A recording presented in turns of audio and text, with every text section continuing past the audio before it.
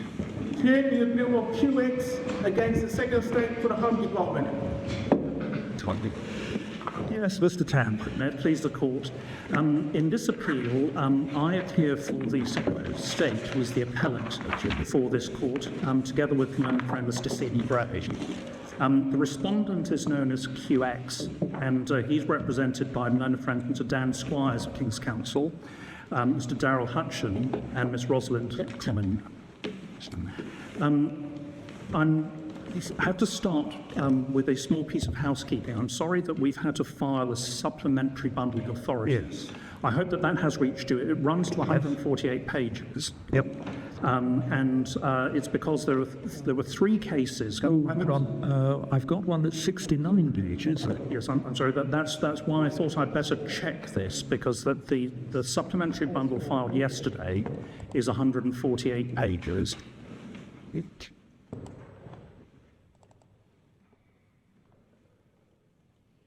I don't think we've got this. Look at it. But should be a moment. 148 pages. 148 pages. It's the supplementary authorities. It's Just the 11th of March. yes, it's appeared. Right.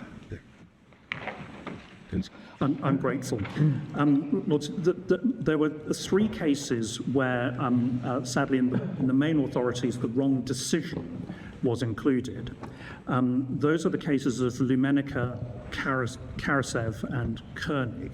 And so the correct decision is now in the supplementary bundle. And so for those three cases, it's important that we ask the court to look at the supplementary bundle.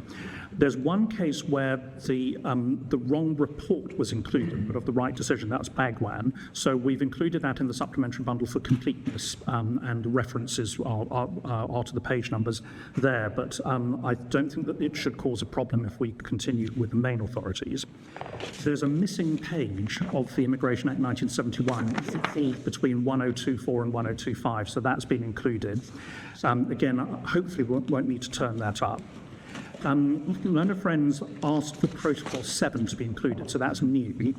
And then for completeness, as we had the opportunity, you now have the KB reports of the Court of Appeals decision in our case, the decision appealed from, although I apprehend that everybody will be working from the version that was already in the bundle.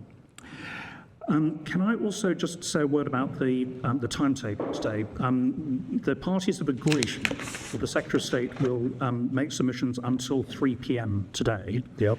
And then Learner Friend will take the rest of the afternoon and go until 12:30 tomorrow, and then I'll have the last half an hour for a reply. I intend to follow the structure of our printed case in the submissions, with one exception, which is the section on right of abode. I'll move to a logical point later on. But we have considered my Lord Reed's practice note of last week. Yes. Of which, well, we had anticipated that something would be coming. And so learned friend Mr. Gray, with the court's permission, will make submissions on part of what is section 4 of our case, which is section 5 of our case, which is what was wrong with the Court of Appeals decisions. Yeah. And if it's all right, I'll ask him to interpose at that point, and then I'll resume with the rest of my submissions. The issue before the court is a single issue about the applicability of Article 6 of the Convention to an application for what we are calling the imposition review in relation to the imposition of a temporary exclusion order. I'll get to the detail of what a temporary exclusion order is in a moment, but it is a single issue, and it is as agreed, or the agreed formulation is at electronic bundle page 31. I mention that because learned friend Mr. Squires has noticed that the court's handout today has an out-of-date version of the issue, so I noticed that is the single issue here. Yep. There are two introductory things that I would say. The first of these is that the key to understanding the scheme and to understanding why the judge was correct and with respect the Court of Appeal was wrong is that the TEO scheme is a two-stage scheme. Yes. And the first stage has an independent life from the second stage. Yes, so we've been discussing the case amongst ourselves, and as it seems to us at the moment, the issue really boils down to whether the fact that you have these two stages is of critical importance to the application of Article 6. Yes. Well, we respectfully say it is, because the first stage can have an independent life entirely devoid of the second stage. And indeed, we're told it has happened. That is to say, a TEO can be imposed, and the return of the individual from overseas can be managed through the TEO without any question of obligations ever arising. The obligations can only be imposed as a second stage after the individual has returned to the UK. It's not mandatory, and it's not the raison d'etre of a TEO. And that is why we say the two-stage separation is absolutely key to what happens here, and therefore key to why Article 6 does not apply to the first stage, even though it may, in an appropriate case, apply to the second stage. And that's a fundamental point. Are we going to be taken to any Strasbourg authority that deals with a situation where you have effectively a two-stage process where some of the conditions that have to be satisfied in order for there to be an interference with civil rights are the subject of a preliminary stage which isn't in itself determinative? Yes, I will do that. But can I just say this, so there's no mystery about it? The key authority here is Mawia, because it concerns immigration and has a victim. And then there are, well, both Strasbourg and domestic authorities that show this in practice. The second introductory point that follows is that nothing in this appeal will deprive QX of an Article 6 compliant review of the obligations on him, and it is the obligations that interfere with his Article 8 civil rights. That position is no longer in dispute, and indeed the judge has found that in QX's case, he's entitled to disclosure under AF number 3, and again, that is no longer in dispute. So nothing that we argue today will deprive him of that at all. We are concerned only about the first stage, which is the TEO itself and the individual's return to the UK. I don't want to bang on about this point, but it is actually very important because I don't want there to be any misapprehension that somehow he'll be deprived of his Article 6 compliant review on the obligations. That's not going to happen. To make good the submission about there being two stages, can I please ask to start with looking at the statute and so that you can see the statutory scheme and to make some points on this. The statute is the Counter-Terrorism and Security Act 2015, and you have this in the bundles at page 986, electronic bundles, page 986. Update. You see section 2.1 defines a TEO. It's an order which requires an individual not to return to the UK unless the return is in accordance with a permit to return or the result of the individual's deportation to the UK. So some other country is deporting him to the UK. And there are 5 conditions that must be met, and they're lettered. The first, condition A, is that the Secretary of State reasonably suspects that the individual is or has been involved in terrorism-related activity. I hope the court will forgive me if I use a TRA, so the acronym, outside the UK. There's an observation to make about that. That TRA must therefore, by definition, have occurred both outside the UK and before the imposition of the TEO. So there's geographical and temporal restriction on that. Condition B is a necessity condition. Condition C, the individual has to be outside the UK. It's couched in terms of reasonably considers, but that is a condition. Condition D is right of abode. It is stated there without further qualification or definition, but we respectfully say that must obviously refer to the right of abode in the Immigration Act 1971. And that's an important point which I'll return to when I make submissions about the right of abode. And then condition E has conditions of either court permission or urgency for making of it. Section 3 provides for the court to give permission, and Section 4 then has some procedural provisions. Can I draw attention, please, to subsection 3b, which is that the maximum period is 2 years, unless the TEO is revoked or otherwise brought to an earlier end. And also 9 and 10, which is the invalidation of British passports while the TEO is in force. Sorry, the maximum period is in? It's section 4, 3b.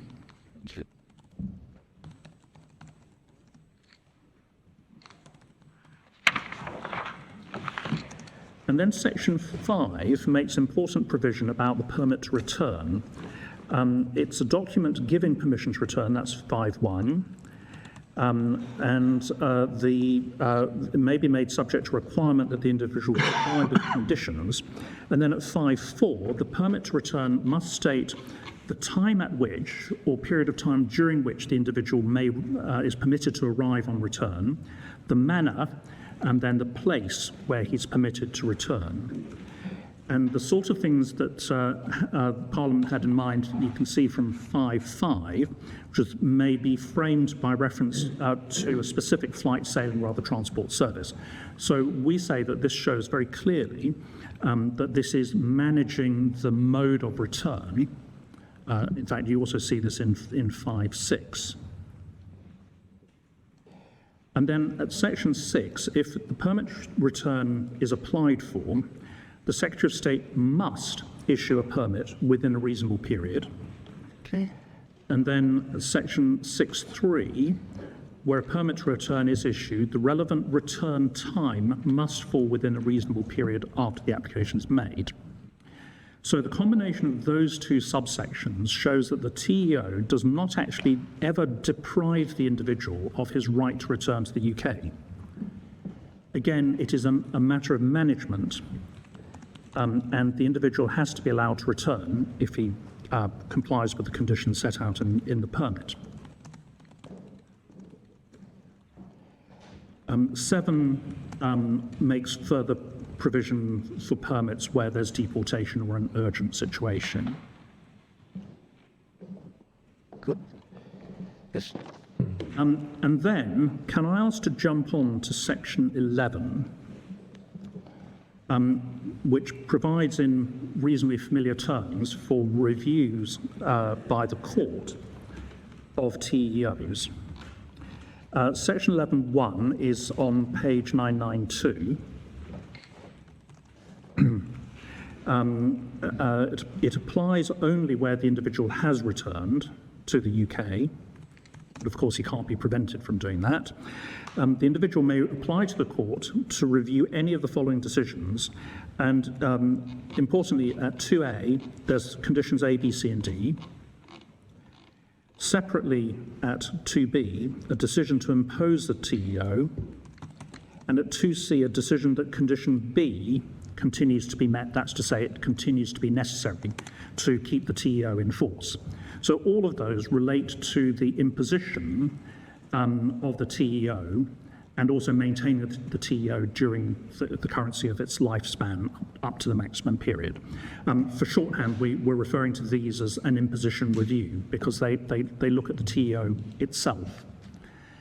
If the application for a review is successful, then the court's powers are set out at subsection 4. So that's over the page at 993. The court has the following powers and only those powers. Power to quash the TEO, or power to give directions to the Secretary of State for the revocation of the TEO. And so you see that these review powers are directed at the TEO itself and only at the TEO itself. Yes. I make the points in that way because the scheme could, in theory, just stop at this point because it provides a coherent code for the management of the individual's return to the UK. It would be completely coherent and functional, and it would achieve the first of the purposes of TEOs that the judge correctly identified.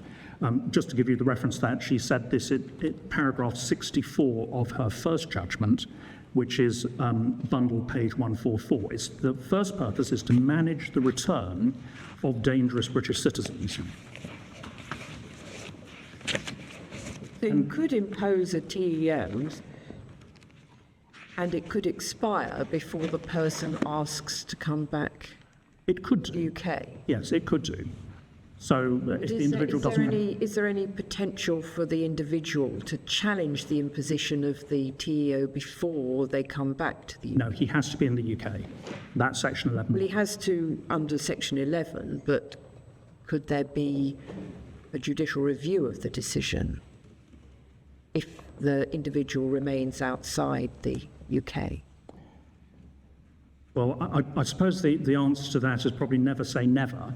We would say that the statutory remedy is that provided in Section 11. But I suppose if the condition for triggering that has never been imposed, the Judicial Review Court would always, in theory, have jurisdiction to look at it. I don't think the question has ever arisen, which is why I would give this as a sort of provisional, off the top of my head answer. But certainly for people who have had TEOs imposed on them and who have returned, they have the statutory right. And all of this that I've drawn attention to so far is a complete code that manages that first purpose completely. And as I hinted at earlier on instructions, we're told that this has on occasion been done, that somebody has come back under a TEO, and that's been it, no obligations, and the whole thing has just stopped at that point. And that is why we say that this first stage, it is very much an independent first stage. The second stage... Was there any reason given for not imposing any obligations on the return of a dangerous individual to the United Kingdom? I don't know, because I don't have any details of that. We asked whether it has happened. One would have thought that if conditions A and B are met, that it would be highly likely that obligations would immediately follow. One could always see an argument for perhaps imposing obligations, but whether obligations are necessary or desirable would be questions that the Secretary of State would have to consider. I don't want to overstate this point. Clearly, there will be many cases where obligations are necessary and have been imposed. QX is the lead case in the sense of having litigation come before the courts and come to this level. But again, Section 11 only applies if the individual is in the UK and if they are at that time subject to a temporary exclusion order. But is there any right to challenge the imposition of the exclusion order after it's expired? I mean, one might see why somebody would want to do that, given what people might read into the fact that there has been a temporary exclusion order imposed. Well, I'm not sure that technically it is necessary for the review to take place while the TEO is still in force.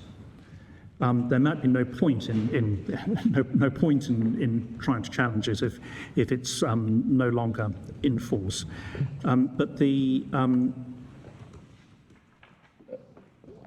certainly, insofar as the person who has come back is concerned, the statutory remedy is there. So far as the TEO is concerned, the point that I'm trying to make is that this is completely different from the second stage, which is the obligations. I'm just thinking aloud, but I suppose if somebody who was subject to a TEO were to be arrested on his return, charged with offences and remanded in custody, then there might not be much purpose in imposing conditions. I don't know. Obligations, yes. Yeah, yes. obligations. Yes, but indeed, I'm gratefully adopt that. That is potential situation. Sure. There's nothing stopping a whole series of TEOs being imposed if the individual stays abroad. Yes, well, subject to the Secretary of State being satisfied that it's necessary to impose TEO, and the Secretary of State can't just do this willy-nilly. It's got to be done in good faith. But yes, if the individual remains abroad, then the statute specifically says you can impose further TEOs thereafter. And it's the individual's choice. If he wishes to remain abroad and doesn't come back, then there's no statutory challenge. But if he does come back, then he can challenge it, and the court can look at all the statutory conditions. And it's unsurprising that you would be able to impose a further TEO because it's all about controlling the mode of re-entry. Exactly, yes. Yes. The obligations power is in section 9, which is page 990 of the bundle. They can only be imposed, you see at 9.1b, after the individual has returned to the UK. So that is a further indication of the independence of the second stage. And then the permitted obligations are those identified, well, actually at the top of page 991, which are relatively light touch conditions, but that is not a matter that's material to the issues before the court. Just to complete the procedural picture, you'll see at the bottom of page 992, section 11.2d, that there is a distinct right to apply to review any permitted obligations. So that's the specified method for challenging any obligations that are imposed. By definition, the individual will have come back to the UK before the obligations are imposed, so there's no difficulty with him being overseas. And then if that application is successful, 11.6, which is over the page on 993, sets out the powers that the court has, which are all to do with the obligation. And quashing or revocation, etc. So this part of the scheme identifies how the obligations part of the scheme is separate and is a distinct stage, and we say that just underlines that that structure of it. But if you quash the TEO, the obligations automatically fall. Yes, if you quash the TEO, the obligations have to fall away. That's right. But the reverse, of course, is not true, and that's a point that I'll have to come back to as a problem, one of the problems with the Court of Appeal's decision. The statute also makes provision for criminal offences. If you go back to page 991, you'll see that 10.1 provides for an offence if the individual returns in contravention of a TEO. And then separately at 10.3, the individual commits an offence if he doesn't comply with an obligation under Section 9. So again, there's the division there between the TEO and obligations. For completeness, while we are in the statute, can I draw attention to page 996? It's Schedule 4 of the Act. And paragraph 1.1, you see that an individual who's been convicted of an offence under 10.1 or 10.3 may appeal if the TEO is quashed and if the individual could not have been convicted had the quashing occurred before the proceedings for the offence. That... Just give me the page again for this. Yes, it's page 996. Thank you.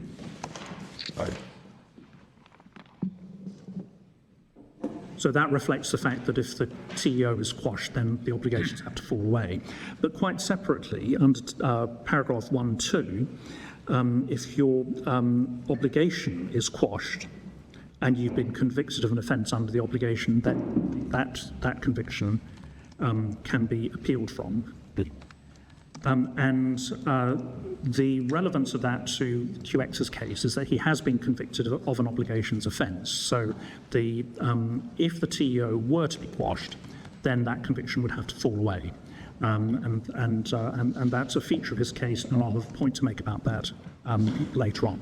So that's the statutory structure, and we say all of it shows how clearly there is a delineation between the first stage and the second stage, and how the first stage is independent, because it could actually stand alone, even if Parliament had never provided for obligations to be imposed after return. One of the themes of Learned Friends' submissions, both in writing here and below, has been, well, this is the same as control orders and TPIMs, and Article 6 always applied to them, so the same should apply here. And we respectfully say that that is actually to overlook the key difference between the current scheme, the TEO scheme, and the scheme for control orders and TPIMs. Those schemes basically reflected what is our second stage, the obligation stage. What is new in TEOs is the first stage, managing the return. Control orders and TPIMs have no life other than through their obligations. And can I quickly show you from the relevant statutes why that's so? First of all, going to control orders at page 1032.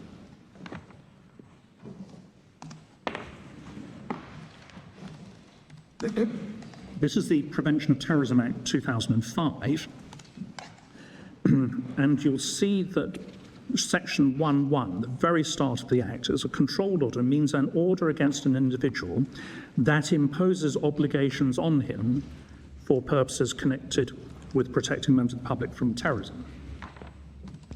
So the obligations are the entire raison d'etre of the control order. Similarly, if you go on to page 1040 in the TPIM Act, Section 2... Page. Sorry, page. It's 1040. 1040. Thank you. The Section 2 made provision for TPIMs, and you'll see from Section 2.1 that the Secretary of State may, by a TPIM notice, impose specified terrorism prevention investigation measures on an individual. Colloquially, we've actually all got used to calling these TPIMs, but actually there's no such thing as a TPIM. There is the TPIM notice, which is defined in Section 2.1. But actually, all that does is impose. It's the vehicle for imposing the measures that have been chosen to be imposed. I'm just looking at the control orders provision in Section 1 of the 2005 Act. I'm wondering if it's all that different. The the TEO, as I understand it, sort of works together with the permit so as to control the manner and place of return to the UK. So it might specify you can only come by aircraft, you can only land at Heathrow, for example. Now, could that not be done under a control order as well? Just looking at section 1, subsection 4, on page 1033, there could be under G a restriction, a prohibition or restriction on movements to, from, or within the UK.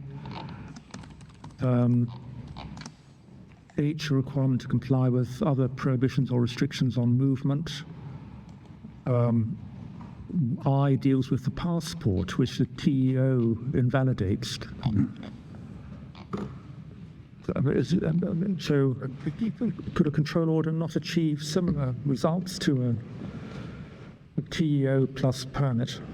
Well, I accept that could, on its face, deal with similar conditions. There would be territorial questions, which I think would need examining the rest of the Act. Right. But sorry, can I just perhaps take a step back? The thing about control orders is that the things that the obligations that were complained about were the much more onerous ones. You must live here. Yeah. You must remain indoors between certain times. You must go to the police station 3 times a day, whatever. Those were the things that clearly interfered with Article 8 and or other civil rights. Yeah. And those were the obligations that were regarded as the trigger for Article 6 applying to control order litigation.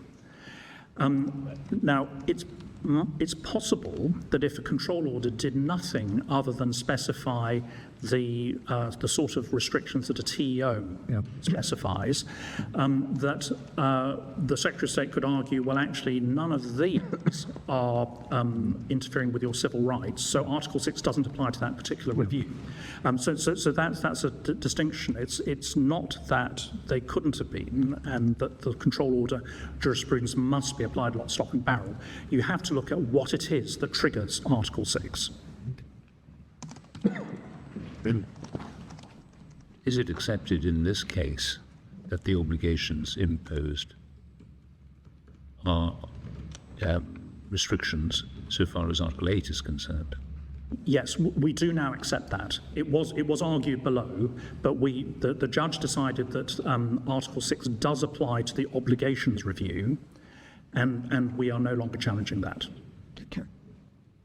But can a control order, does the person have to be within the UK in order for a control order to be imposed on them? Well, I think so, but may we check that, because it's been a long time since I've looked at all of the detail of this. The key, as I said in answer to Lord Reed, the key is not really where the person is, but what is the nature of the restrictions that are being imposed on him.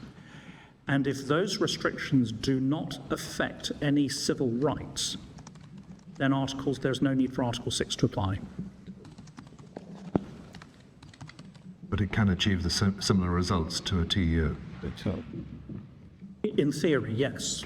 It wasn't what control orders were about, but in theory, perhaps one might have done that, and one might have had litigation about whether a control order that did nothing other than manage immigration measures was something to which Article 6 applied.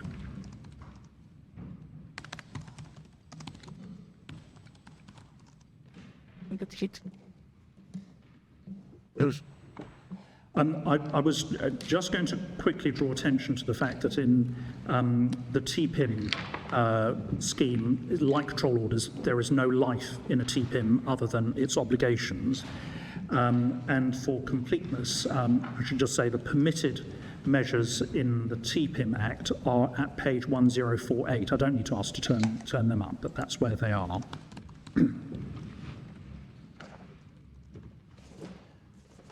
So the proper analogy, we say, to control orders and TPIMs as they were generally understood and applied is to the second stage of the TEO scheme, but not to the first stage. And so the issue before the court is, we say, novel. It's a new scheme, and you can't just simplistically seek to apply the old case law to it. That is what I think I need to deal with orally in respect to the statutory scheme.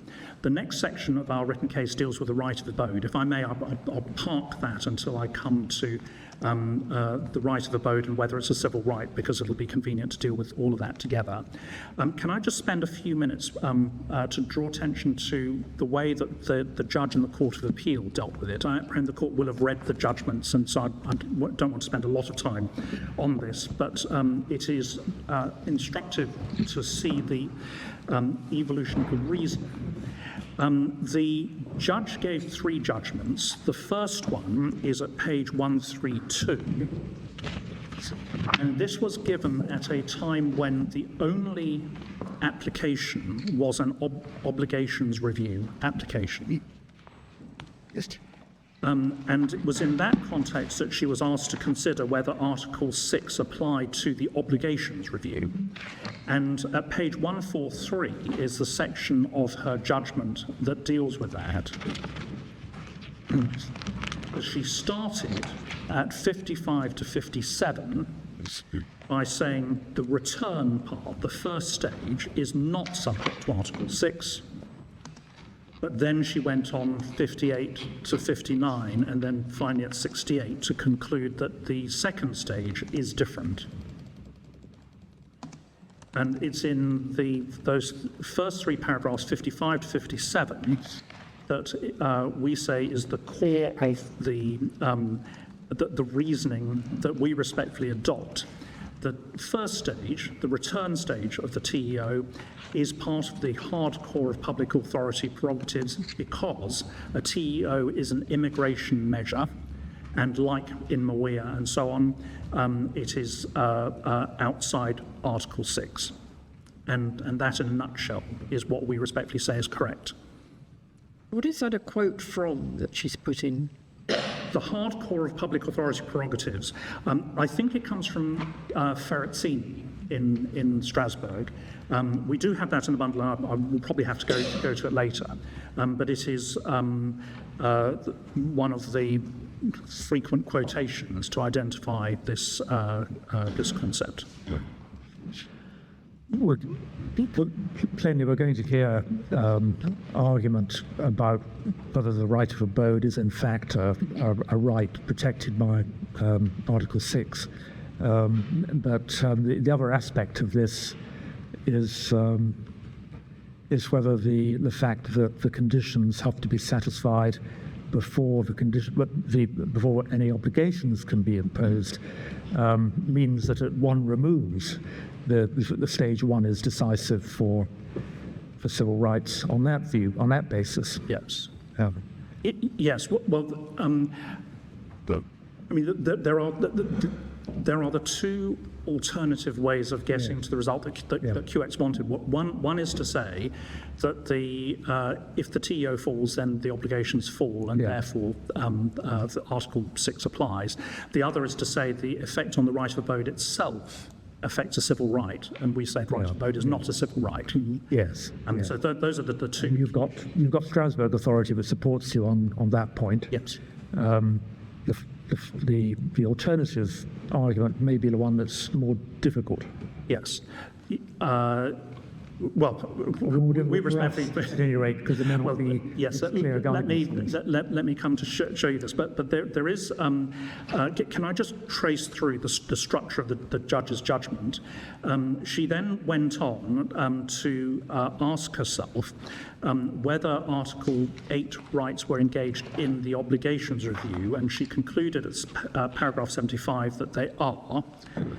Then, paragraph 78, she went on to the next stage, which was to conclude that Article 6 therefore applied to the to QX's obligations review, and then she went on to 83 to conclude that the standard of disclosure was AF number 3 for the obligations review. I need to do that because the way in which she went through step by step is important for seeing what the Court of Appeal did and where it went wrong with respect. In Judgment 3, which starts at page 161, she then looked at it in the light of the fact that the imposition review had now been added to the proceedings. And on page 173, at paragraphs 54 to 56, she said she wasn't going to depart from the view she had previously set out. Well, first of all, 54 to 56, because she'd already decided it, and then 57, that actually there was no good reason shown to her why her view was wrong, and so at 58 she adhered to that view. So the argument wasn't being raised in her first judgment that a challenge to the imposition of the order would automatically engage Article 6 by virtue of the fact that it would mean that all the obligations fell. That wasn't one of the issues that she had to grapple with in her first judgment. Technically no, because there was only the obligations review. But you can see from her reasoning that she went through all the stages. She understood properly the first stage and the second stage. And she looked at why Article 6 might apply to each of these different stages. So although obviously she was now being asked to make a formal decision on this, she said, I can't see any reason why what I'd set out earlier was wrong. I've not been shown any reason for that. And that's what she did. Notably, we say she did not revisit the question of whether AF number 3 would ever apply to the imposition review, because she'd never got to that stage in the reason. When the Court of Appeal came to look at it, unfortunately, there was a confusion as between AF number 3 and Article 6. Well, not a confusion perhaps so much as a insufficient distinction between those two aspects, because the Article 6 was the issue that had been raised before the Court of Appeal. Can I just give you the reference? It's on page 251, where you'll see the ground of appeal to the Court of Appeal. And then when the Court of Appeal made its order, which you'll find on page 90, you'll see that it related only to Article 6.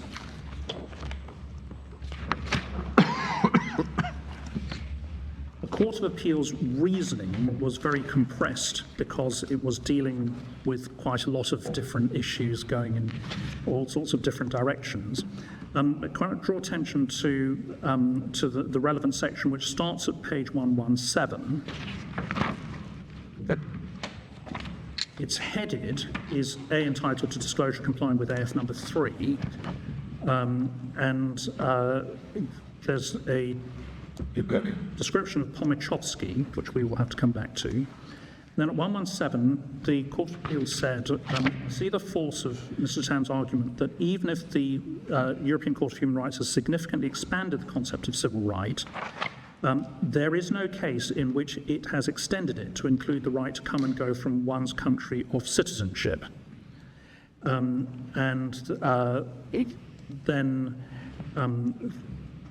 Lady Justice Elizabeth Lang went on to make some further observations about that. And at 118, she says, not necessary for me to decide this point. And the reason was that she gave was 119, making of a TEO in isolation may well be an act which falls within the hardcore of public authority prerogatives, but that is only the starting point. If a challenge to the making of TEO succeeds, then in a case like this one, where obligations have also been imposed which admittedly interfere with Article 8 rights, the quashing of the TEO will also result in the quashing of the obligations. If there's any doubt about that, it's resolved by paragraph 1.1 of Schedule 4. That's actually, as we've seen, the criminal quashing. 4 lines further down, she says, in some respects, of course, TEO and any obligations imposed by Section 9 notice are legally distinct, but the obligations cannot survive the TEO as quashed. The design of the statutory scheme therefore means that a challenge to the making of a TEO is necessarily, brackets, potentially at least, close brackets, decisive for any Article 8 right, that is civil rights, with which any obligations interfere. Thus, an application for a review of the Secretary of State's decision that any of the conditions is met or to the obligations would be decisive one way or another for A's Article 8 rights. The challenge were to succeed, the obligations would fall with the TEO, and that was the line of reasoning for applying Article 6. Can I just ask you about one word in that sentence? Thus, an application for a review of the Secretary of State's decision that any of the conditions is met, or to the obligations imposed by a TEO. Yes. Right. Yep. Well, we respect. Should it be off, is my question. Yes, I think that probably should be of. Thank you. It would make, it might be a challenge to the obligations or a review of the obligations. Yes. Thank you.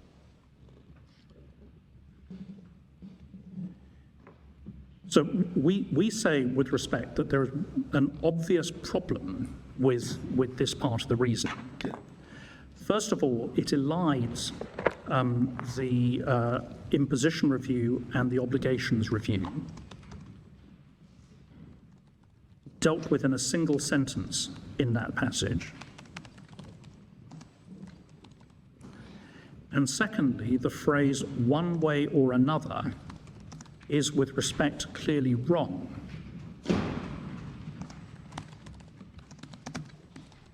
And that is because it is right that if the TEO is quashed, the obligations fall away.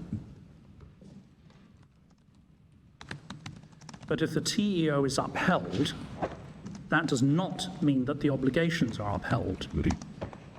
The obligations are still subject to separate challenge.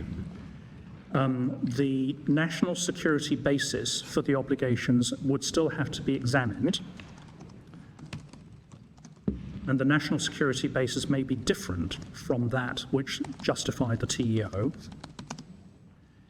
There would still have to be examination of the necessity and proportionality of the obligations, and indeed any other legal arguments. And so the obligations could still be quashed quite independently of the upholding of the TEO. Why does that matter? I'm sorry. Why does that matter? The reason that we criticize this with respect is because one can see the potential line of reasoning that if the challenge to the TEO decides the validity of the obligations one way or another, you could say directly decisive. And that's the line that the Court of Appeal was taking. But with respect, that is not how the TEO scheme works. If the TEO is quashed, the obligations fall away. We accept that. But if the TEO is upheld, it does not follow that the obligations must be upheld. I understand that. Yeah. But I'm not following at the moment why it's necessary, in order to be directly decisive, that the issue should be resolved one way or the other. Oh, no, the Strasbourg Authority is more nuanced than that, I accept. But it is one of those indicators that clearly if proceedings A, can I use the terminology of proceedings A and proceedings B because it has appeared in some of the authorities. You've got proceedings A which decides a particular point and that has an effect on proceedings B.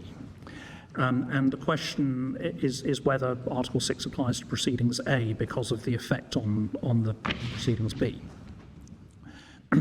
If the outcome of proceedings A decides the outcome of proceedings B, one way or the other, so it's all crucially dependent on proceedings A, there is a strong case for saying that proceedings A would therefore have to comply with Article 6. Always assuming proceedings B require Article 6. But there are many cases where proceedings A do not have that effect.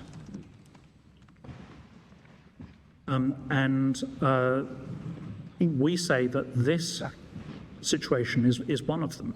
Will you be taking us to these? Yes, I will. There's not as though. I mean, the argument against you, I suppose, is that a precondition for imposing the obligations that interfere with your civil rights is that conditions A and B are met. And there's no opportunity at the stage of challenging the imposition of the obligations. There's an opportunity to dispute whether conditions A or B were met. Your only opportunity to challenge those preconditions to the interference with your civil rights is at the stage of the challenge to the TEO itself. And Article 6 applies in the determination of a person's civil rights. So the argument would be that if you have effectively this two-stage administrative process, the determination of the civil rights also has two stages. Stage one is where you can challenge the existence of the preconditions for imposing the obligations, and the second stage when you can challenge the exercise of the power that is then open to you to impose the conditions themselves. Lord, if it were the case that that national security matters could only be challenged in an imposition review, I can see that there would be some force in that, but that is, with respect, not the case, because when you come to the imposition review, only what might only be a subset of the national security matters can be looked at. So we've seen that it has to be TRA outside the UK and necessarily TRA before the imposition of the TEO. So that's the ambit of what can be looked at on national security in the imposition review. When you come to the obligations review, the national security justification for the obligations can still be looked at, even if the TEO has been upheld. Is that right? Yes, it is, and there are two ways of, or actually, can make 2 points about this just to anchor it firmly in this case. The first is that there has been argument about whether AF number 3 disclosure should be given of the national security case in the obligations review. Now, we've accepted what the judge held about that. There's no more dispute about it. But that is national security evidence which will be in the obligations review, quite separately from anything that might be looked at in the imposition review. That's exactly what QX is trying to do. But when QX was challenging the obligations review, his challenge was more limited. He didn't, I don't think, challenge condition A and condition B. reasons he's explained, but you say he could have done if he'd wanted. He could challenge the national security basis for the obligations, yes. Is there a provision which tells us what the scope is of a challenge to the imposition of obligations?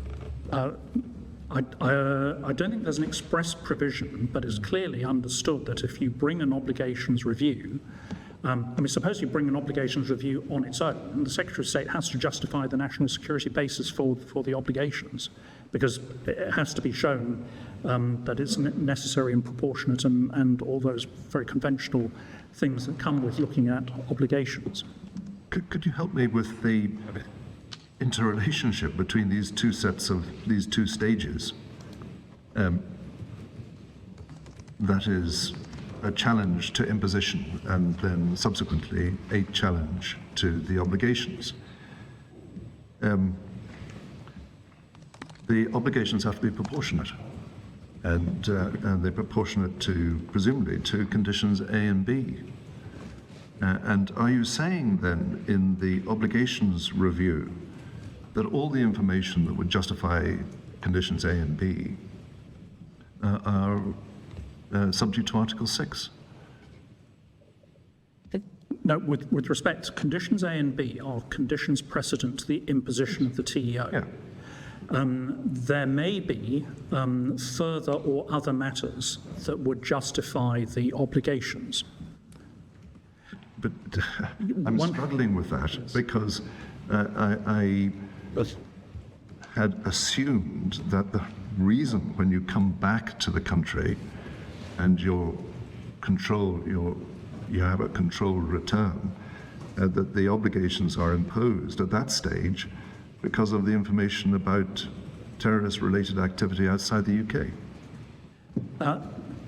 The reason for imposing TEO and managing your return has to be based on the TRA outside the UK. But once you're back, there may be further or other matters that justify the imposition of obligations during the currency of the TEO. I can see that, but if you have a challenge on day one when you come back to the TEO and the obligations imposed under it, there is an interrelationship between the two. Yes, I accept there will be an interrelationship, but it will not be necessarily identical. Let's take an example. Suppose you have somebody who is subject to a TEO, no obligations are imposed. He comes back, he challenges the imposition of the TEO. He says, I never did anything terrorist related, and he loses. And the TEO is upheld. Then obligations are imposed. Then he brings a challenge to the obligations, and he says, I don't want these obligations. I was never involved in terrorist-related activity at any stage. Can he run that argument, or is he going to be met by the Secretary of State saying, no, you ran that and lost, you can't run it again? Or are you saying he can run it again?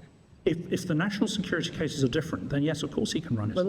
Well, what do you mean if they're different? Right. But may I perhaps just take a step back? That there's an in fact, I think Learned Friend has expressly put in his case several times that it's odd for the national security case to be looked at under one set of rules in the imposition review, and for the national security case to be looked at under another set of rules in the obligations review. We respectfully say there's a fallacy in that. The national security cases may be different in the two sets of proceedings. But if they're not different, if the reasons why the obligations are imposed are the same as the reasons why the TEO is imposed, is it still open to the individual to challenge the basis of that? if they haven't actually challenged the imposition order but just challenging the obligations, or if they have previously challenged the imposition and lost and now want to challenge the obligations. Well, as the obligations review, it is likely to be looking at the national security case differently, especially if there's an Article 6, if Article 6 is applicable. Then I don't think that the individual could be shut out from arguing national security matters, even if the national security cases were identical, the underlying national security cases were identical. I can understand that national security matters may be relevant to, on an obligations review, to the question of the necessity or the proportionality of the particular obligations. But is it permitted to rerun the earlier arguments in relation to whether conditions A and B are complied with? The question of whether conditions A and B were complied with is only relevant to whether the TEO should continue to exist. The national security matters justifying the obligations are not limited to conditions A and B. That's But conditions A and B are preconditions of the ability to impose them. They are, but they are not the whole picture, or not necessarily the whole picture, for the obligations review. I understand you're saying there may be further matters that are relied on. That's where we came into this. But is it possible to rerun the challenge to whether conditions A and B are complied with? Well, it wouldn't be a rerun of conditions A and B. If the individual has challenged conditions A and B within the imposition review and has lost, that's one thing. But he is still entitled to argue that the national security matter, even if conditions A and B are satisfied, the national security matters relied on do not justify the obligations that have been imposed on him, because the obligations go beyond what's necessary, go beyond what's proportionate. It's a different argument, and the individual is clearly entitled to run that distinct argument about the obligations. But when you look at, I'm just looking at section 11 again, to do with reviews on page 992, and you'll see that under subsection 2, the individual may apply to the court to review any of the following decisions of the Secretary of State. And then A is a decision that any of the following conditions was met in relation to the imposition of the TEO, and we have conditions A to D. And then C is a decision that condition B continues to be met. And D is a decision to impose any of the permitted obligations.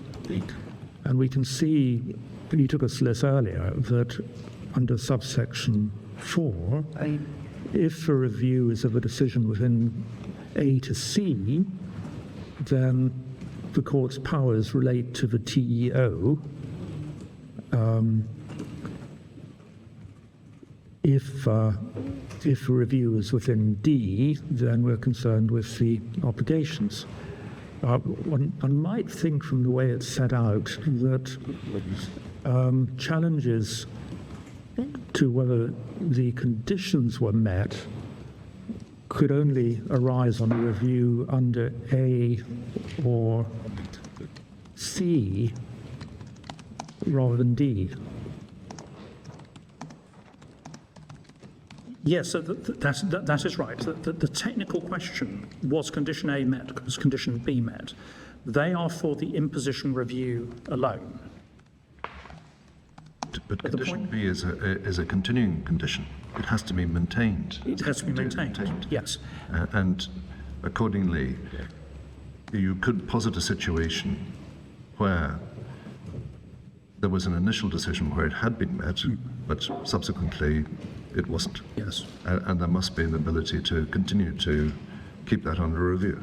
Yes, that's right. The statute requires So it. you could challenge it on one occasion, and then you could challenge it again on a subsequent occasion. Then, Yes, so that is right. So you can come back, and the effect of successfully challenging condition B is that the TEO falls away and the obligations fall away. So would you be able to link a challenge under D to a challenge under C and run them both concurrently? Oh yes, you certainly can. In fact, that is what some QX is now doing, running them concurrently.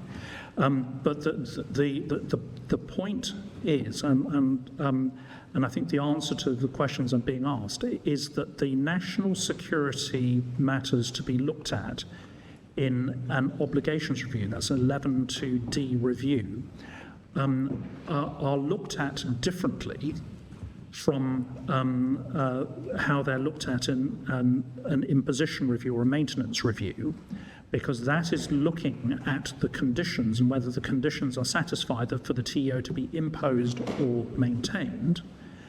But you look at the national security matters for a different purpose in the obligations review.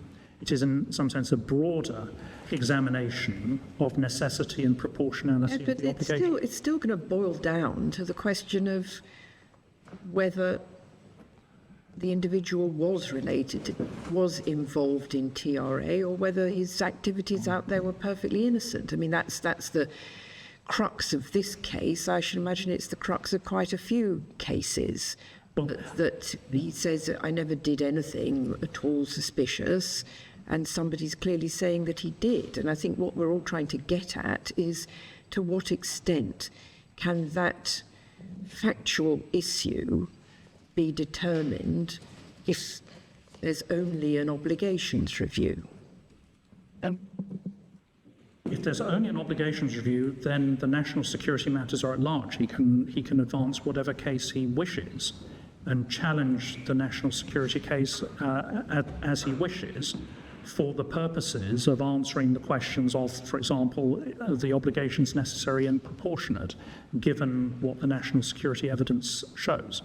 So on that review, you take into account proportionality of protecting the public from a risk of terrorism, condition B. And so condition B informs proportionality. Yes, it does inform it. I'm not pretending that these things are entirely divorced from each other. But the point is that there are different questions to be answered. I thought you were making the case that they were entirely divorced from each other. I thought you were saying, well, totally different procedures, totally different stages, completely unconnected. No, there are different questions to be answered in the imposition review and the obligations review. The question that I understood I was being asked was, if you lose your imposition review, or if you fail to challenge the imposition, are you then shut out from arguing national security matters for necessity and proportionality, etc., in an obligations review? And the answer to that is no, you're not. And there are many reasons for that. I've been answering the question in the most abstract way, but there is actually, I said I was going to root this in the facts of QX's case. May I do that and invite the court to look at the statement of facts and issues, page 26, paragraph 19. I'm terribly sorry, I shouldn't have interrupted earlier, and I had to apologise for doing so again. But are you saying that on an obligations review, all the security information in relation to condition B is up for determination? Yes, it's certainly. With Article 6 applying and all the disclosure obligations applying there. right. Okay. Absolutely. Sorry. The chair. Of course, I mean, as Valeria said, condition A is likely to be the crucial one. And if he has challenged that at the at the imposition review unsuccessfully. I mean, he's given evidence that he was in Syria working innocently as an aid worker or something of the kind, and he has been disbelieved, and the Secretary of State's account has been accepted. Is he really able to rerun the argument at the obligations review? Lord, may I, with respect, just pause the answer to that question, because I do invite the court please to look at paragraph 19 of the SFI, which is page 26. So rooting this very firmly in the facts of QX's case, the national security basis for the imposition of the TEO has been referred to as a Syria allegation. The open disclosure which has been provided is that, one, it is assessed that QX travelled to Syria and aligned with an al-Qaeda-aligned group that engaged in violent conflict. And two, it is assessed that during his time in Syria, QX held a significant leadership role in that group. So that is the TRA that's relevant to conditions A and B. Because that satisfies the conditions for the imposition of the TEO. And then if I can please draw attention to paragraph 22, starts at the bottom of that page. In addition to the Syria allegation, the Secretary of State also alleged that after his return to the UK, QX continued to engage in activities in the UK which pose a risk and a danger to national security. That's called the UK allegation. This is the entirety of what's been disclosed to open about the UK allegation. As a UK allegation concerns matters since his return, it is separate and distinct from the Syria allegation, which alone formed the basis of the SSHD's decision at the outset to impose a TEO. The UK allegation is not relevant to the present appeal. Factually, it's not relevant. But what it does do is it illustrates the point that I was making in the abstract. The national security case in the obligations review made to be different from the national security case in the imposition review. And if that's right, then clearly the individual must have the opportunity to challenge the different national security case.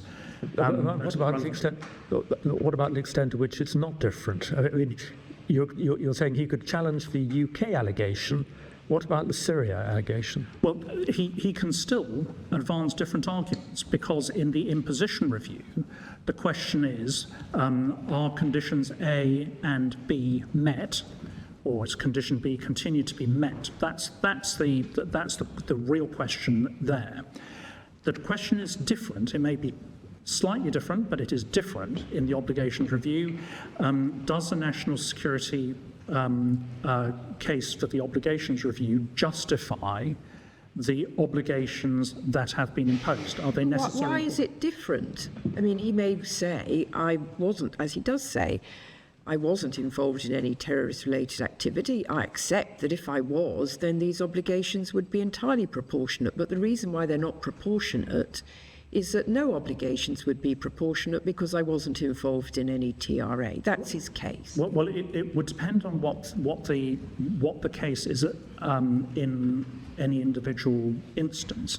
The point we respect to say as a matter of principle is that the individual does have the opportunity to challenge the national security matters relied on in support of the obligations separately from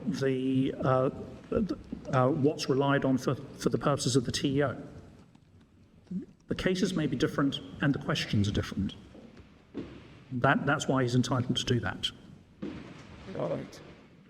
So the answer is yes, he can challenge the Syrian allegation in the obligations review.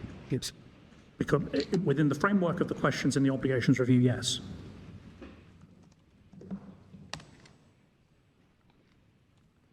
And that engages Article 6, and that engages the disclosure under Yes. AS3. Yes.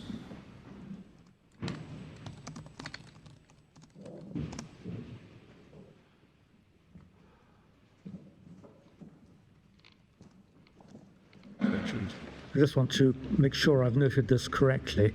The Secretary of State's position is that the the respondent can challenge the Syria allegation in the obligations review, despite having failed in that challenge in the imposition review.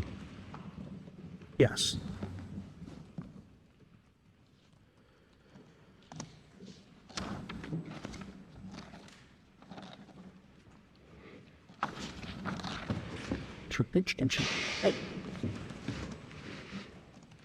One six. And Leonard Jr. Rightly reminds me that this precise issue was addressed by the judge in Judgment 3. The passage is page 166, and it's paragraphs 26 to 29, where she identifies very clearly the ability to challenge the national security case in the obligations review in a different way from how it's looked at in the imposition review. That's headed Review of Conditions A and B. But if you read through particularly to, it's 28 and 29. At 28, she says, this does not mean that no part of the national security case may be challenged in a review of individual Section 9 obligations. The necessity and proportionality of any particular obligation stand to be affected by the nature and seriousness of what, from a national security perspective, he has done to cause a TO to be imposed in the first place. National security case is or may be part of the context. No bar to a claimant challenging those aspects of the national security case that are relevant to Secretary of State's assessment that Section 9 obligations are necessary and proportionate. It follows that there may be an evidential or factual overlap between a review of the TEO and a review of the Section 9 obligations. In my judgment, there is no legal barrier to an interpretation of the statutory scheme which permits this court to consider the same evidence for different purposes. In the present context, for instance, the Syria allegation may be part of the context both of the decision to impose a TEO, which involves conditions A and B, and of the necessity or proportionality of the obligations. This overlap does not mean that the court must apply the same procedures in carrying out what are different elements of its review function. Different aspects of a Section 11 review may give rise to different procedural rights if that is what is required to achieve fairness and compatibility with the claimant's human rights. Could I just fully understand then your answer? In relation to a challenge to the obligations, you can challenge the Syria allegation, and during the challenge to the obligations, a court might determine that the TEO should never have been imposed is not proportionate because the TEO should never have been imposed. The court might come to that conclusion, Yes. but if it's an obligations review, then the court's powers are to quash the obligation. Court might be receptive to a late imposition challenge and also thereby quash the TEO. Procedurally, of course, there are ways of doing that, if that were the court's conclusion. But up for argument on the obligations review would be whether the imposition of the TEO was appropriate. Because if it wasn't appropriate, it is not proportionate. Well, the court would be directly answering the question whether the obligations should be quashed. But I accept that the court may end up making a decision which has the consequence that logical consequence that the TO shouldn't have been imposed. So are you saying that she actually held, what she actually held was the opposite of what she records in paragraph 26 that the claimant had accepted?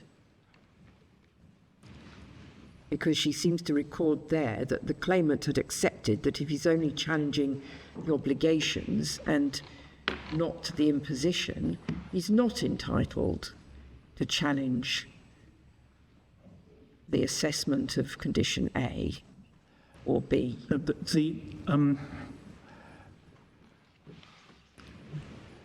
What the judge is identifying is that condition A or condition B is not in itself part of the obligations review. That's a question which is to be decided in the imposition review.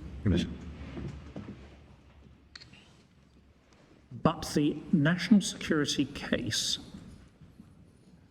can be looked at in the obligations review nonetheless.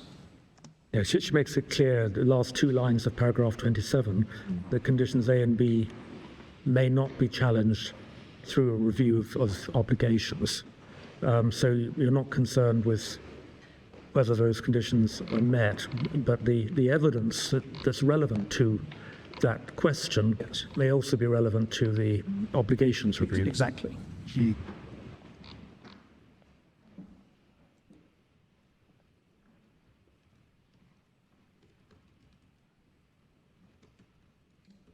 So in this case, it's rather stark, isn't it? It's either the individual was innocently in Syria or wasn't. And if he wasn't, then, if he was innocently there, then the TO shouldn't have been imposed. And if he establishes that, then the TO is quashed, then the rest follows. Yes, I accept that. But the important thing for our case is the reverse is not true.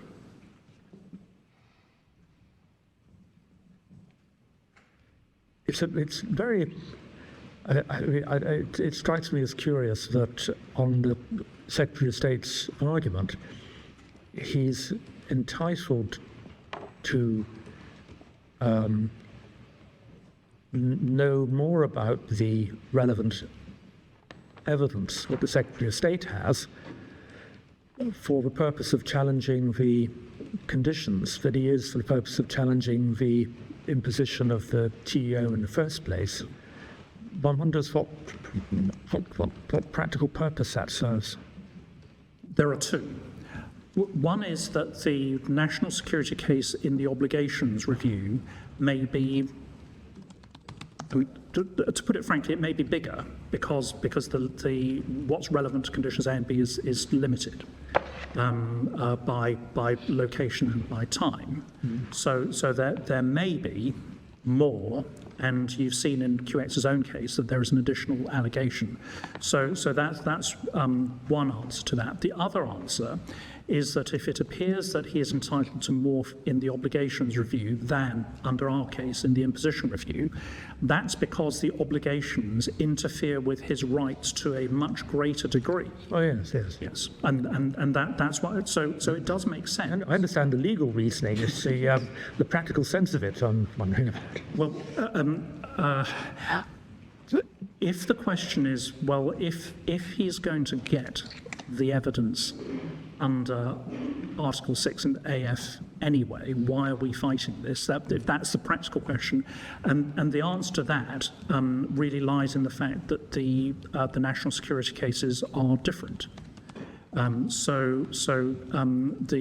is disclosed to him in the obligations review may not be the same as what it would be disclosed to him in the imposition review if Article 6 applies.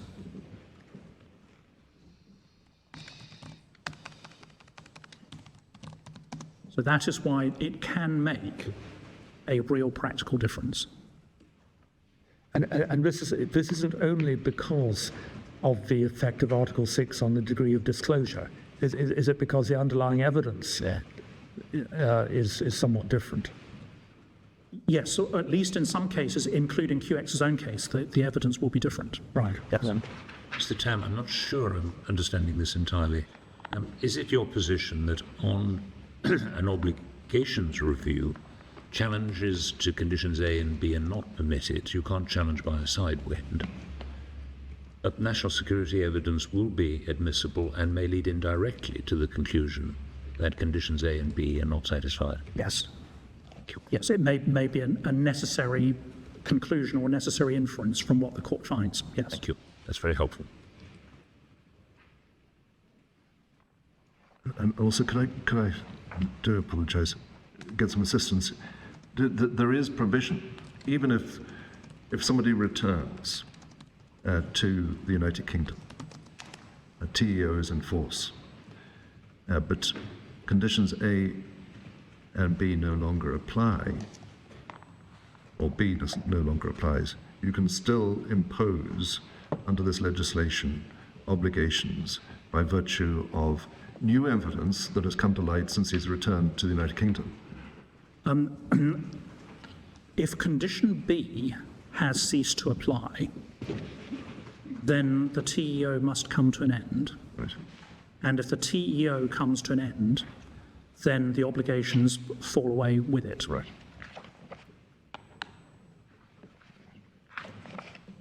Okay. Thank you.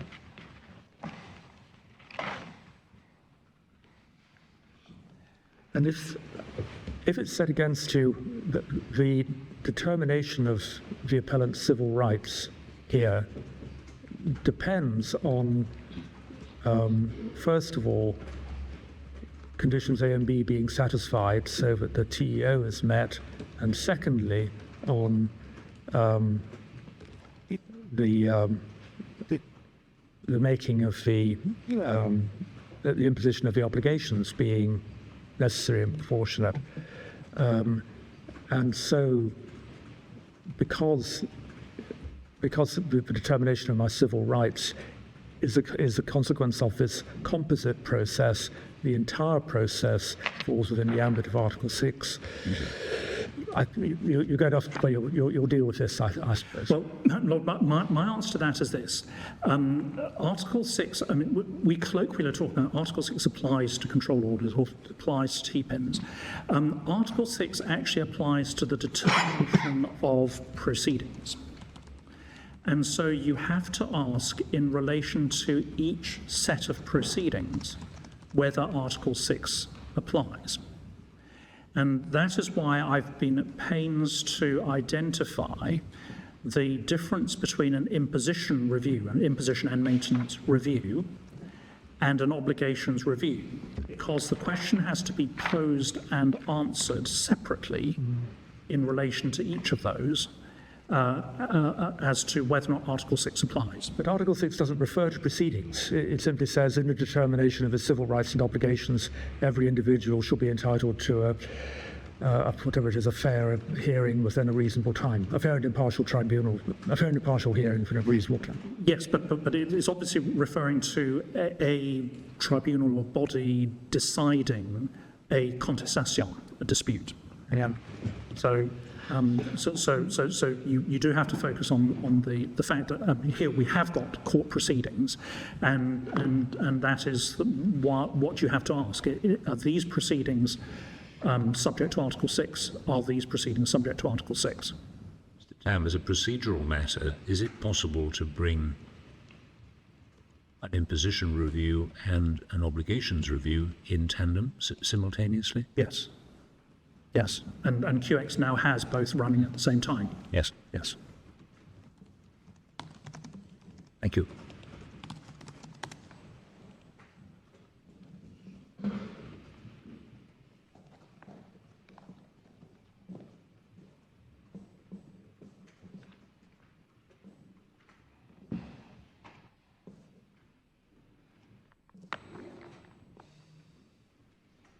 So, having made the submission that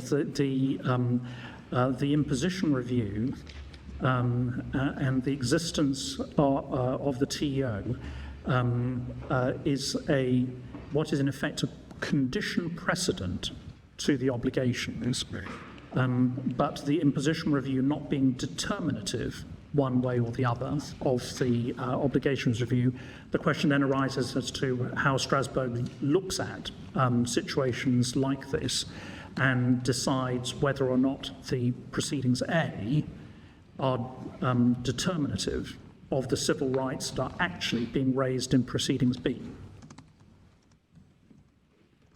I don't. I mean, there's lots of Strasbourg authority that one could turn up, and we have tried our best to be as sparing as we properly can with it. Can I also try to avoid turning up everything that we've cited? The starting point, I think, is probably the case of Lecomte. Lecomte in Belgium. You have that in the bundles at 2009. I'm not going to ask to turn this up. The phrase directly decisive, I think appears at paragraph 47, which is at page 2025. What I would ask to turn up, though, is the case of Fayed and the UK, and that's at page 1811.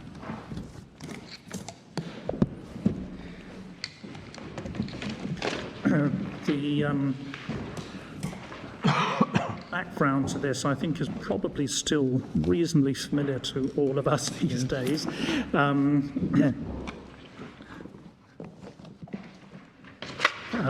The relevant passage starts at page 1845 in the bundle. It's paragraph 61. The question, I should say, was about the inspector's report that had been produced. And the court, the Strasbourg court, said at 61 that satisfied that the functions performed by the inspectors were in practice as well as in theory essentially investigative. They did not adjudicate either in form or in substance. They themselves said in their report that their findings would not be dispositive of anything. They did not make a legal determination as to criminal or civil liability concerning the five brothers, and in particular concerning the latter's civil right to honour and reputation. The purpose of their inquiry was to ascertain and record facts which might subsequently be used as the basis for action by other competent authorities. So you see there the flavour of a decision being necessary, a decision or a determination. And just because something may have a significant effect on other proceedings that are on foot, that does not itself mean that the inspector's report in this case was subject to Article 6. And indeed, you see some of the other proceedings that were on foot in the next paragraph. The libel claims against Lonro and so on. And indeed, the rest of the court's judgment was then concerned with looking at the defence of qualified privilege and dealing with that. So that identifies what you really need to have in order for Article 6 to operate. The next authority on this, which is perhaps the central authority that is applicable to our case, is the case of Mawia, which is at page 2046. In this case, the applicant was subject to an expulsion from France.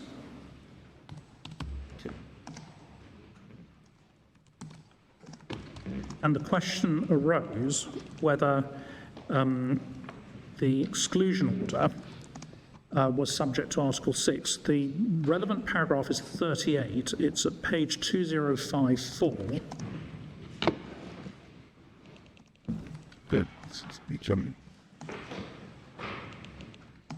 The court considers that the proceedings for the rescission of the exclusion order, which form the subject matter of the present case, do not concern the determination of a civil right for the purposes of Article 6.1.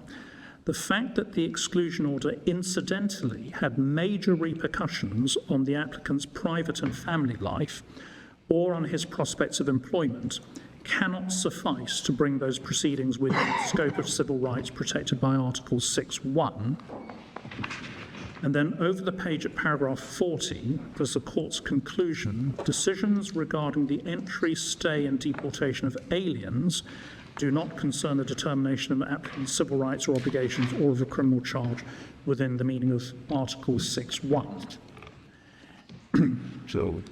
Now, this is a central part of our case because, of course, the measure that was taken was an immigration measure. And the Strasbourg court was fully aware of the implications of this for Article 8 rights. He referenced private and family life and on prospects of employment. But this is taken, and it's been adopted and approved in many subsequent cases, as saying that despite all those consequences which inevitably flow from immigration decisions, the immigration action, the immigration proceedings, are not subject to Article 6. There is a linkage. You can see the effect that one has on the other. So, for example, I mean, thinking in terms of what happens in the UK, you may have, let's go proceedings A, a challenge to, say, a cancellation of your leave to remain.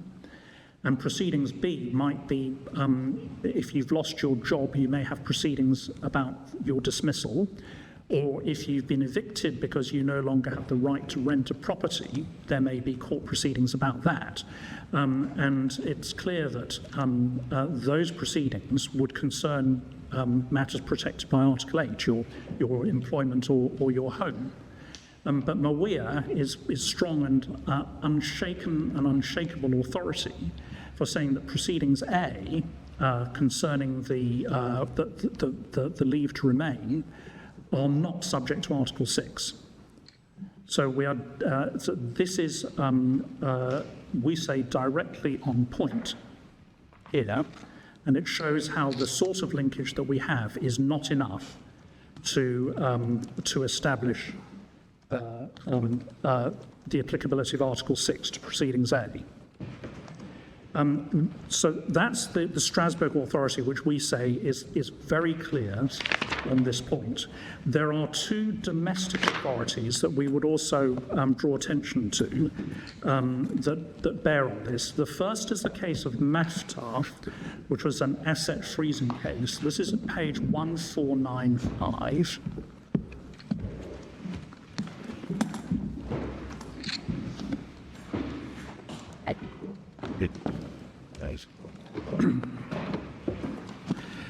Can I just draw attention to the head note, because it sets out, I think, clearest what had happened and what the challenge was.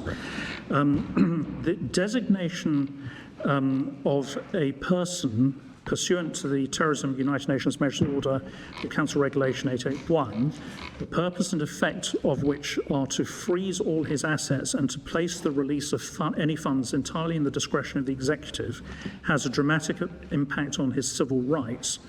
A decision to make or procure such a designation or an omission to revoke it is a discharge of public functions and a claim for judicial review, which turns not on the vindication of the person's convention rights, but on the propriety and public law of the act an omission impugned, does not involve the determination of his civil rights.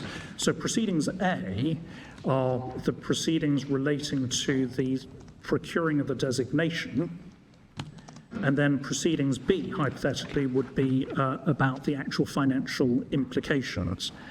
And the relevant paragraphs are 24 and 26 in Lord Justice Sedley's judgment. Paragraph 24 is at page 1504.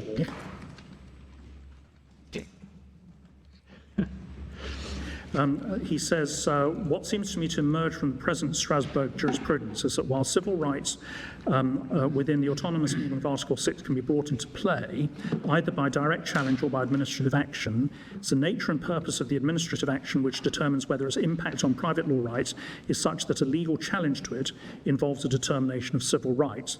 Thus, for example, the nature and purpose of taxation are such that despite its direct impact on property rights, taxation falls outside Article 6, while the nature and purpose of professional regulation are such that its impact on the right to earn a living may bring it within Article 6. And then can I skip over to 26?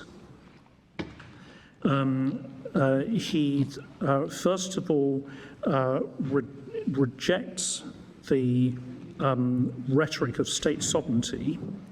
He says he finds the categorization extremely difficult. And then 4 lines up from the end of the paragraph, he concludes the making or procuring of a freezing order is, I think, a discharge of public functions, albeit with a dramatic impact on the civil rights of individuals, challengeable in public law, but the challenge is to the procuring and continuance of the order, not to its effects. And that's the line of reasoning led to the conclusion that Article 6 does not apply. Again, you can see the factual linkage, but that doesn't mean that Article 6 applies. And the last authority on this topic, we draw attention to a passage in Pomachowski. It's not the one that we will return to later about Article 6, but it is an unchallenged application of established law on this, but it's highly illustrative. If you go to page 1611, please, sorry, Pomachowski itself starts at 1597, but it's 1611, paragraph 23. Just to set this into context, proceedings A here are the deportation or extradition proceedings. And proceedings B, for the purposes of this part of the argument, are a challenge to incidental detention pending the deportation or extradition. And the reason that's important is because Article 5.4, which is very similar to Article 6, undoubtedly applies to Proceedings B. The argument which was run was that Article 5.4 must therefore apply to Proceedings A as well. So it's exactly the same argument as is being run here. At paragraph 23, the court identified that the difficulty was that their grievance relates to the extradition decision rather than the fact incidental to the decision that they were remanded in custody. The court then cited the decision in MT Algeria, which was otherwise known as RB Algeria, where the appellants were, by reason of deportation decisions, detained with a view to deportation and submitted on that basis that the proceedings before SIAC were subject to Article 5.4.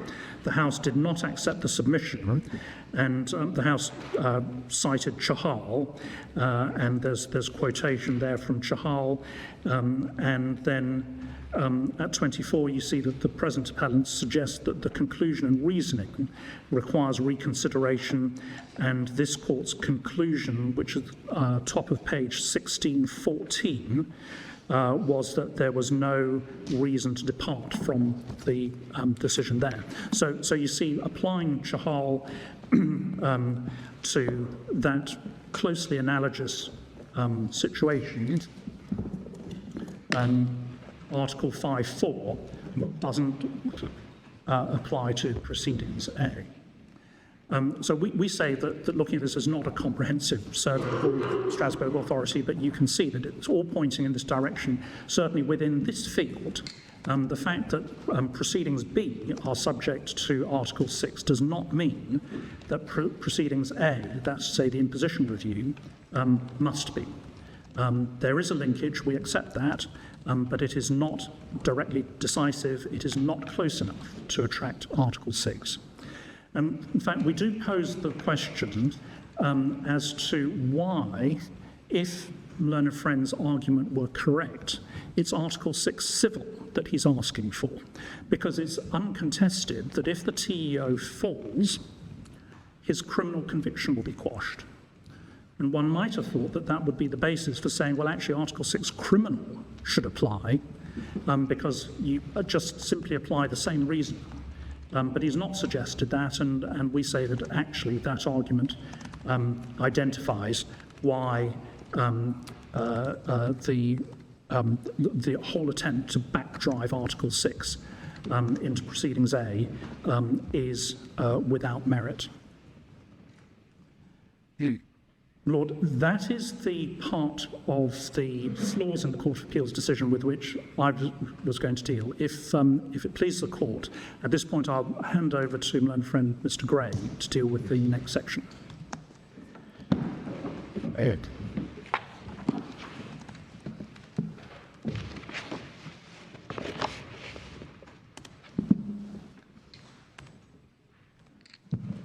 May it please the court. My lords and ladies, we submit that there are two further significant practical and procedural difficulties with the Court of Appeal's reasoning on the issue before you, which also show and underline why the Court of Appeal decision in this case was wrong. And those are set out in our written case in paragraphs 5.9 to 5.19, starting on page 44 of the electronic bundle. Firstly, the Court of Appeal's decision has the consequence, we submit, that there is no single answer to whether Article 6 applies to an imposition review. The High Court's approach to this, i.e. that set out by Mrs. Justice Farby, in fact meant that an imposition review could be proceeded with simply by examining the statutory conditions for the imposition of the TEO, and that the content of the legally and logically subsequent obligations would not affect the approach that the court would take. And that, we submit, is an approach which has the advantage of procedural clarity and simplicity without affecting the applicability of Article 6 to an obligations review in an appropriate case.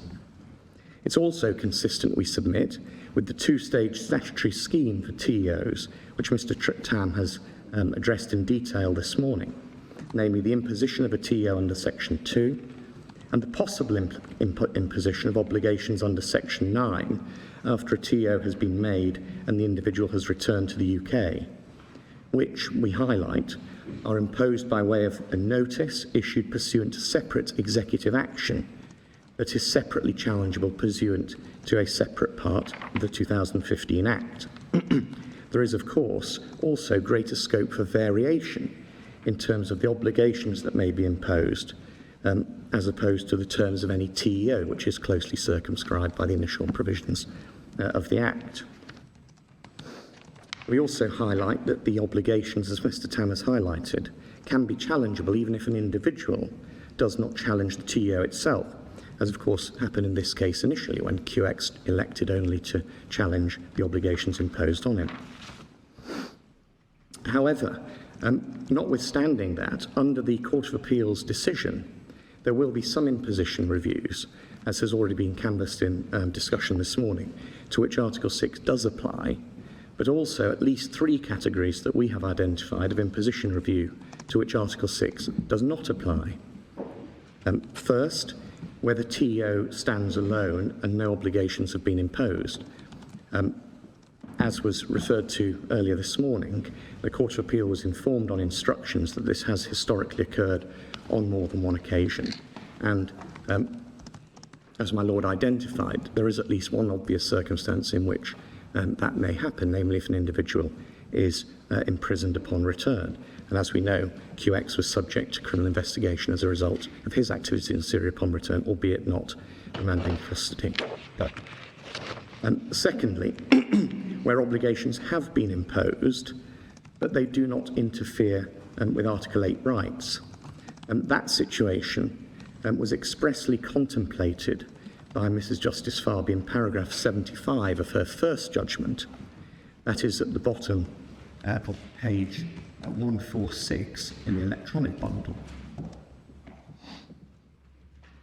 Going over the page onto page 147, where she said, in the context of Section 9 obligations under the 2015 Act, it is possible to conceive that, for example, reporting to a police station close to home once or twice a week would not engage Article 8 at all, because there could be no interference for an Article 8 right. For present purposes, though, contrasting the position in QX's case, she concluded that Article 8 rights are engaged. And indeed, in paragraph 64 of QX's written case, QX appears to accept that there may be a situation in which obligations are imposed, but that they do not interfere with Article 8 rights. And the third category of imposition review to which we submit Article 6 would not apply is where obligations have been imposed that do interfere with Article 8 rights, but that interference falls below the threshold that entails the applicability of Article 6 to any determination concerning them. And essentially here, what we are presenting is a spectrum which has potentially three potential points on it.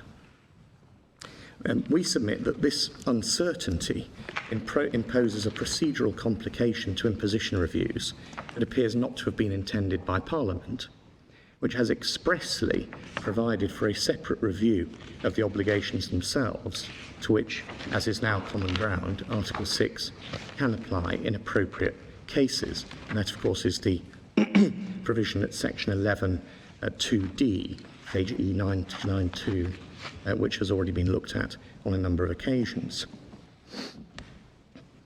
And that the two-stage structure of the TEO scheme is, as has already been submitted, reflected in Section 11's provisions for applications for reviews of the various Secretary of State decisions that may be in issue. And of course, the Court has different powers to grant relief depending on whether the review is an imposition review or an obligations review. That's Section 11.4 and 5, or Sections 11.6, 7 and 8.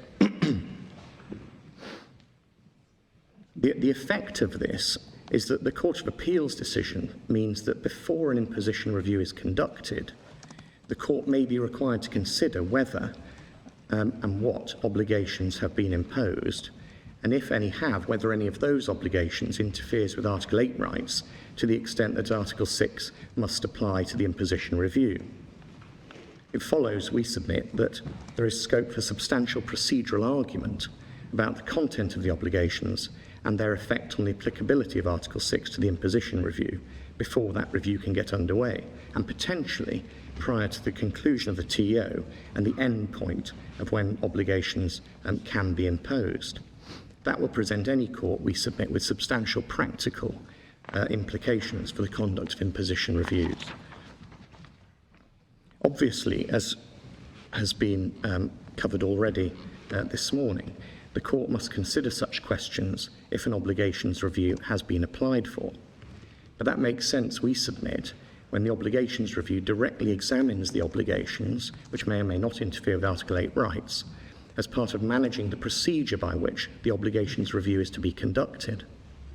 It makes no sense, we would submit, for the same questions to be considered in an imposition review for three reasons. Firstly, the imposition review does not directly examine the obligations.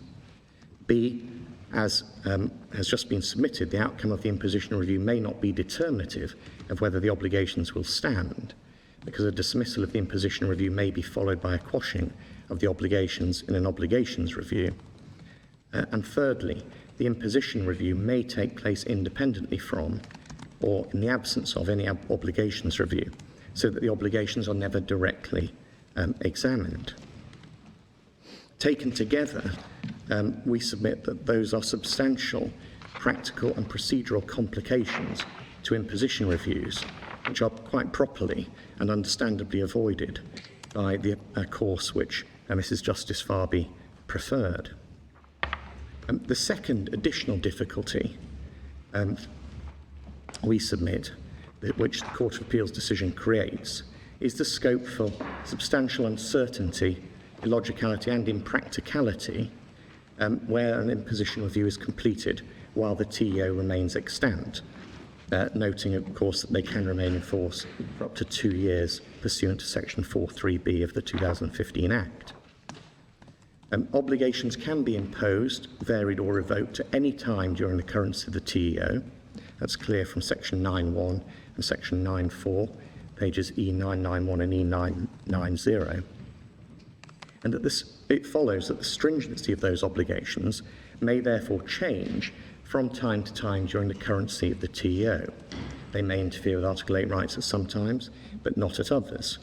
And it follows, we submit, from the Court of Appeal's decision that any such imposition review may therefore have to comply with Article 6 at some times, but not at others. And given the procedural implications of the applicability of Article 6, it would in those circumstances be practically impossible for such a review to be conducted coherently. For example, there would be particularly acute difficulty if a completed imposition review that did not have to comply with Article 6 upholds the TEO and obligations are thereafter imposed that do interfere with Article 8 rights to the requisite extent. And potentially, it appears to us that this could mean that this imposition review may need to be set aside, revisited. I thought we'd ascertained that if there's an obligations review, then that can itself challenge the satisfaction, can challenge whether conditions A and B were ever satisfied. My lady, it's not our position that in an obligations review on its own, that an imposition review having been concluded earlier and following, pursuant to a notice subsequently issued, it's not our position that conditions A and B could be challenged in those circumstances. Yeah. It may be that The evidence can be used. it may be that there is some overlap between the evidence that was relied on for purposes of imposition review and relied on for purposes of the obligations review, but it would not follow that conditions A and B would automatically be capable of being revisited. And in fact, the question rather demonstrates the difficulty, because under the Court of Appeal's reasoning, where the questions as to whether or not Article 6 applies to the imposition review is in effect hinged upon or determinative or determined by whether or not Article 6 applies to the obligations review. In circumstances where the obligations review follows later, the imposition review having been concluded, there is then a potential problem as to whether or not the imposition review needs to be revisited, because there are then obligations in place to which Article 6 does apply.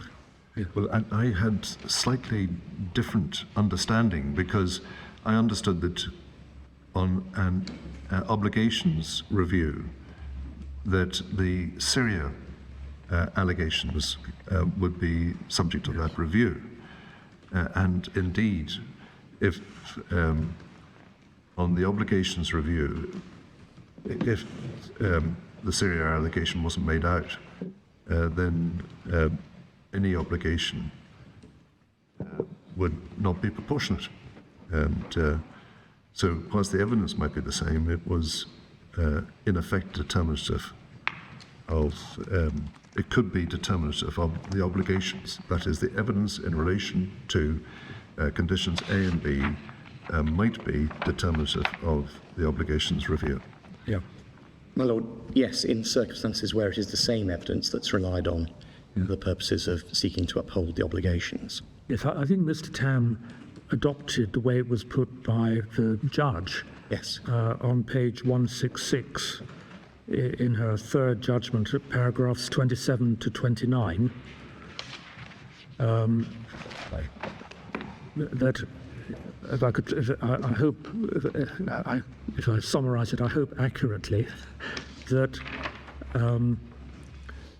it was not possible to challenge on the obligations review whether conditions A and B were satisfied, but the whole of the evidence relevant to the imposition of the obligations would be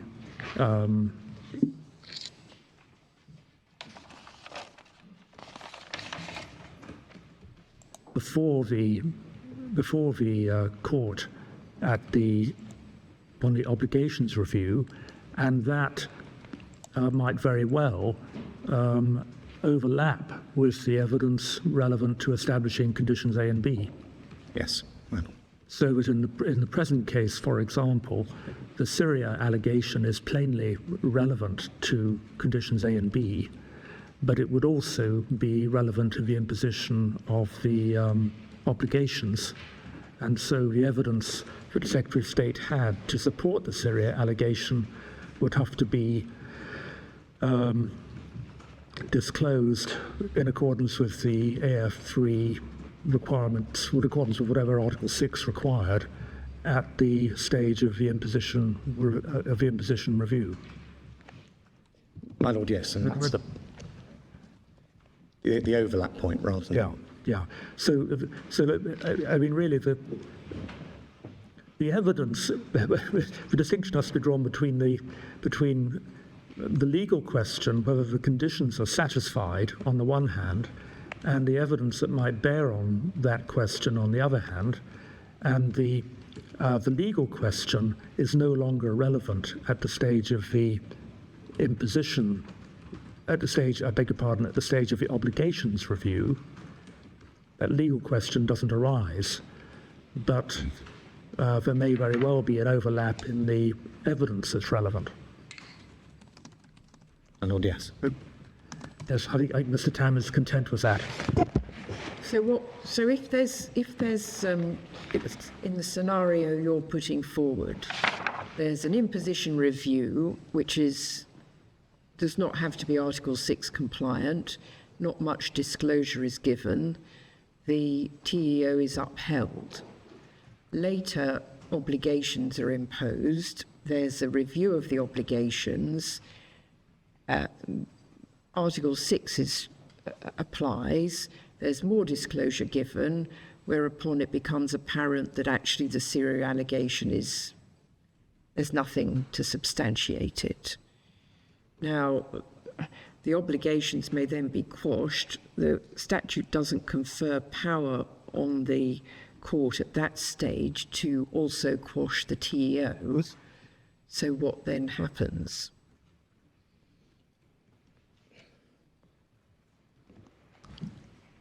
And just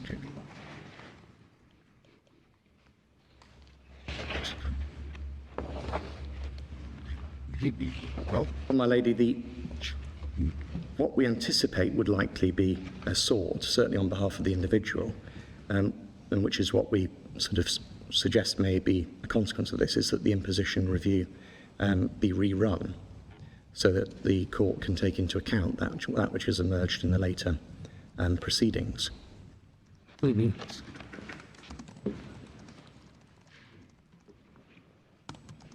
So as a consequence of the obligation review, the Secretary of State would say, just have another go at the imposition review. Well, and so that's probably what would be suggested, whether or not the court would be receptive to it. It may be a fact-sensitive question in any case as to what Secretary of State would agree to, and depend on what emerged. And the obligation review, does it mean that if you're successful in the obligation review, or partially successful, do you get your passport back? No. So the only way of getting your passport back is by a successful imposition review.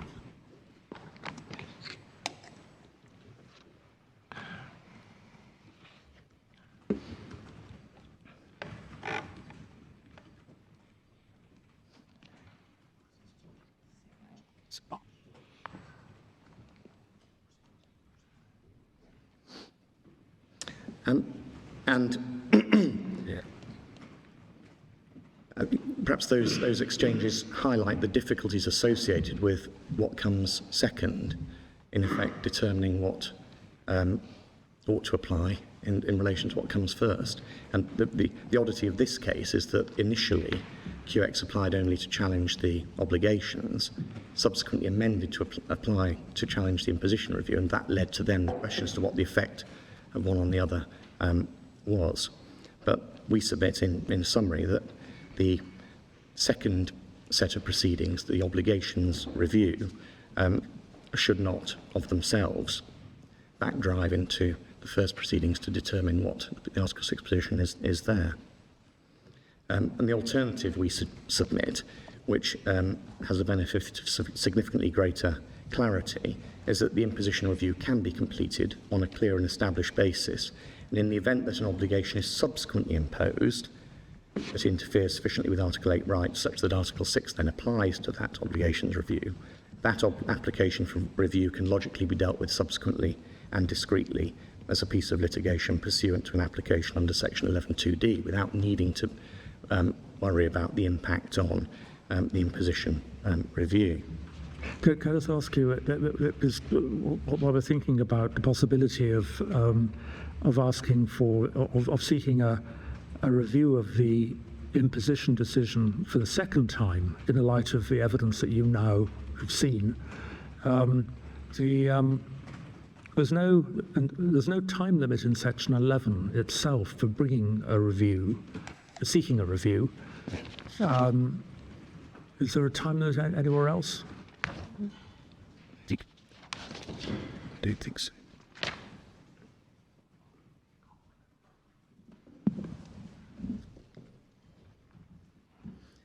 Well, we can check that, but Right. certainly our initial impression and recall is that there are no time limits. Yeah. But because you don't read subsection 1 as limiting the review to the period when the temporary exclusion order is actually in force, and we know it can only be in force for 2 years. Yeah. But, or you do limit it to that.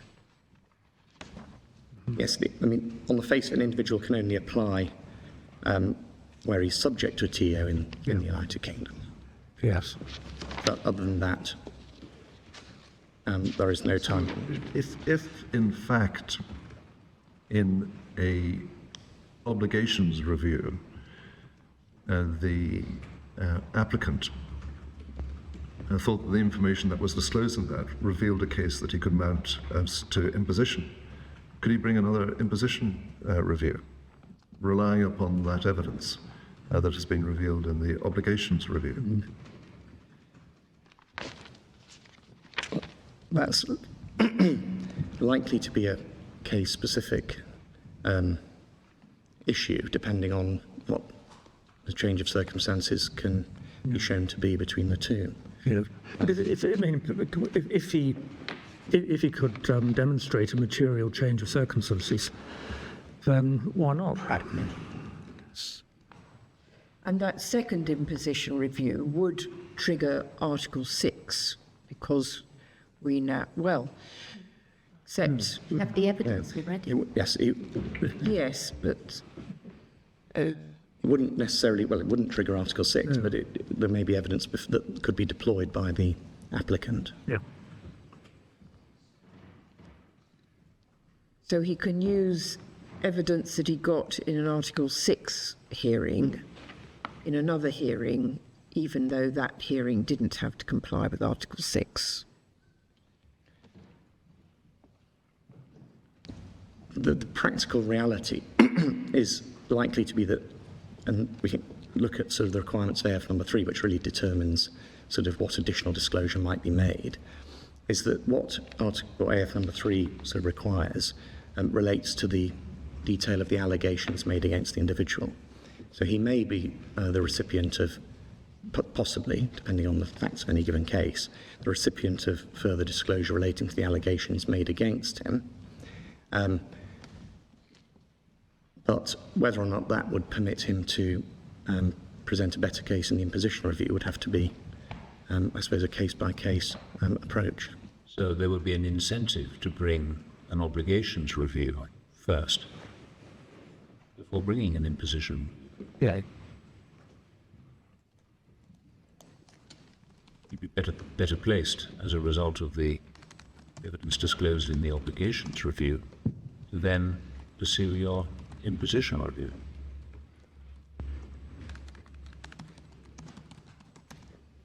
Well, in QX's case, they are travelling together in tandem. It was the obligations review that was starting first. Yes. I just If you seek for two together, it just becomes a really by these just here. It's something's yours. It means that, as a practical matter, if you bring the two reviews together,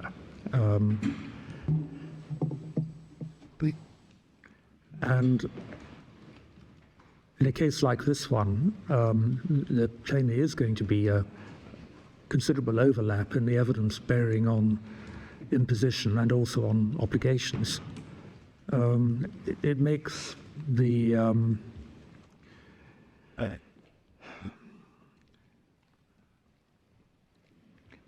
argument as to whether Article 6 only applies to one rather than the other somewhat academic.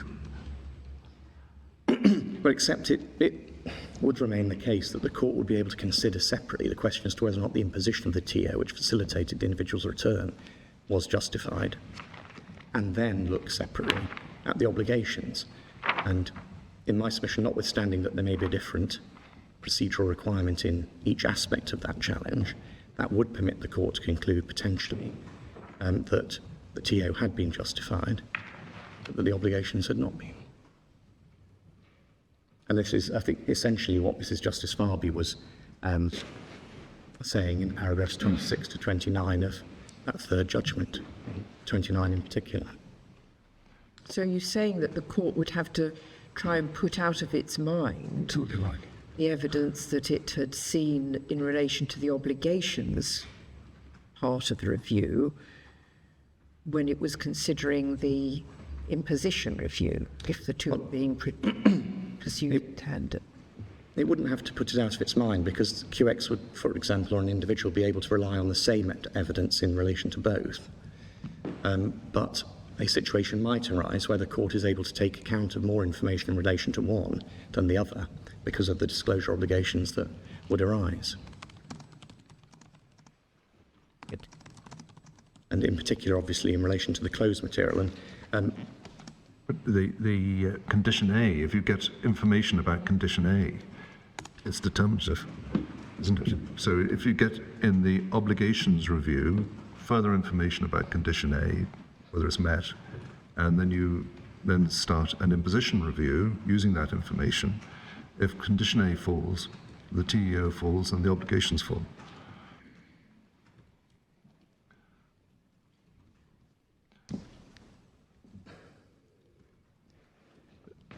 the question about what information the court can take into account when it looks at it, it's likely to be the same information from the individual, but it may be different information relied on by the Secretary of State. And therefore that is why the court may have a different evidential picture in front of it in respect of an imposition review than in respect of an obligations review. So I doubt there would be any dispute that if they were running in tandem, the individual will be able to put forward the same witness. It is possible that because of the disclosure requirements that might attach to the two sets of review, they may be different, and we come on to look at the effect of AF number 3 potentially on the Secretary of State's position in a moment. It may be that the court would be required to take account of different evidence in respect of an imposition review and in respect of an obligations review. And that fundamentally has come back, I think, to my Lord's question about, is this essentially all about disclosure? It's not all about disclosure, but that's obviously an important part of the picture, because if it's the case that the Secretary of State disclosure requirements are subject to AF number 3 principles in respect of both, then the evidence before the court in relation to each will be the same. If it's not in relation to both, the court may have different evidence before it in respect of each review. But doesn't the court have closed evidence as well? Yes, well, that's what I'm referring to, because the Will the extent of the closed evidence before the court be any different, depending on whether it's an Article 6 compliant proceeding or not, or is the only difference how much of that the individual gets to see? This side of things.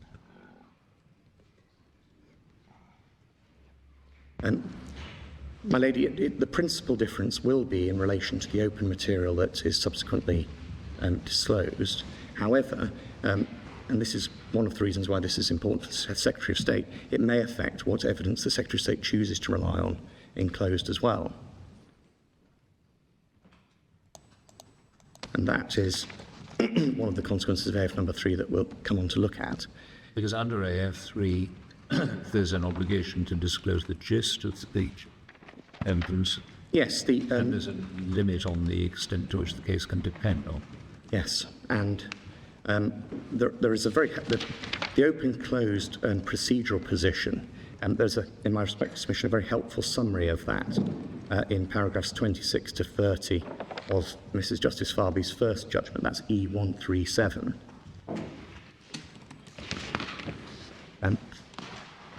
Schedule 3 of the 2015 Act makes provision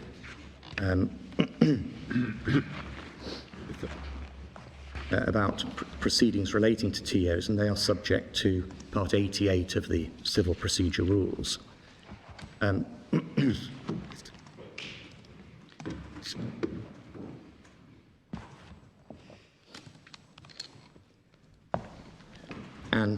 under Part 88, closed materials defines 88.12b as any relevant material that the Secretary of State objects to disclosing to a relevant party on the grounds that disclosure is contrary to the public interest. And 88.2 contains a modification to the overriding objective, the effect of which is that the court must ensure that information is not disclosed contrary to the public interest.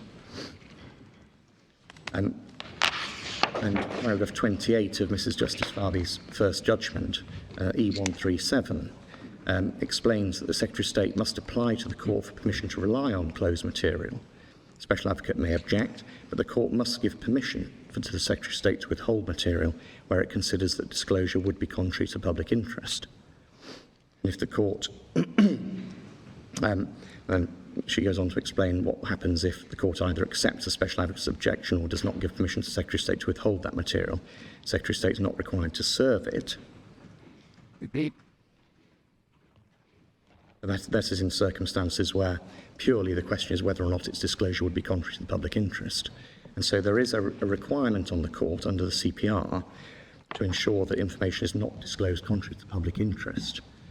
And it's in that context that AF number 3 principles are relied on ordinarily for the purpose of seeking, in relation to what would otherwise be closed material, further disclosure in order to ensure a fair hearing.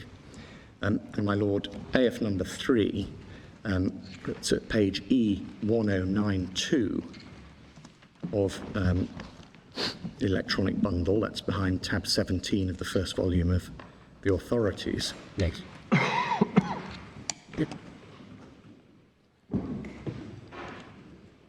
And that was a case concerning control orders under the 2005 Act. And in each case, the appellant contended that the hearing under section 310 of the PTA, which we've already looked at, had breached Article 6 because of the extremely limited extent of the disclosure made to him. And the ratio of that decision derived from the Grand Chamber's decision in a case of A and the UK delivered the week before AF number 3 was heard by the House of Lords, is set out by Lord Phillips at paragraph 59, which is on page 1177.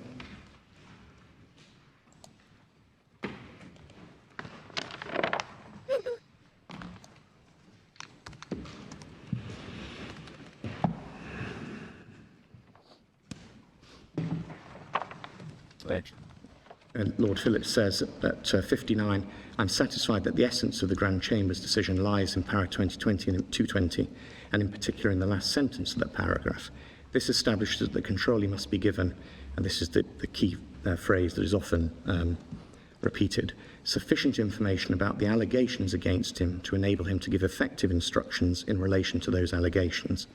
Provided that this requirement is satisfied, there can be a fair trial notwithstanding that the controllee is not provided with the detail or the sources of the evidence forming the basis of the allegations. Where, however, the open material consists of purely general assertions and the case against the controllee is based solely or to a decisive degree on closed materials, the requirements of a fair trial will not be satisfied, however cogent the case based on the closed materials may be. And then in paragraph 65,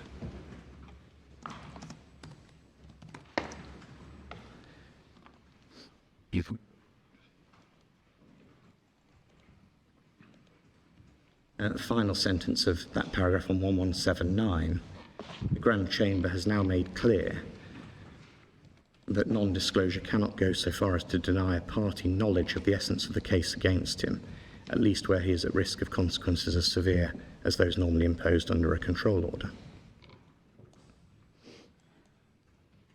and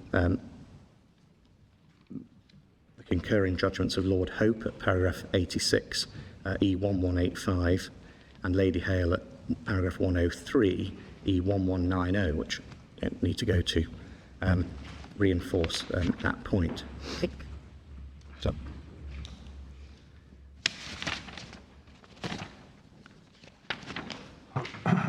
But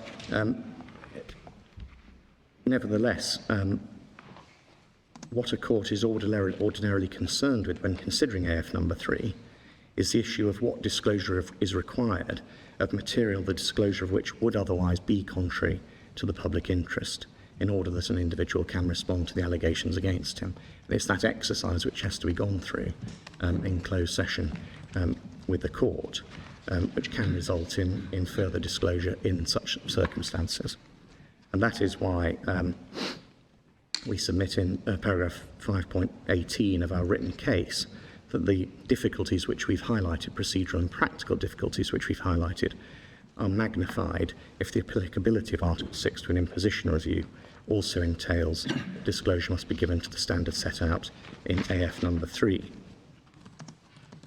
And as we set out in our written case, if disclosure must be given to the standard set out in AF number 3 in any given case, the Secretary of State, and by which disclosure must be given of material which would otherwise be contrary to the public interest to disclose, the Secretary of State must choose between the trilemma of giving such disclosure into open, notwithstanding that doing so would jeopardise national security, and B, withdrawing reliance on the relevant part of the closed national security case so as to avoid giving damaging disclosure, potentially weakening the case and thereby damaging national security, or C, abandoning the defence of the review application altogether, thereby jeopardising national security. QX's response to these practical and procedural points are set out in paragraphs 61 to 65 of his written case. That's pages 76 to 77 of the electronic bundle.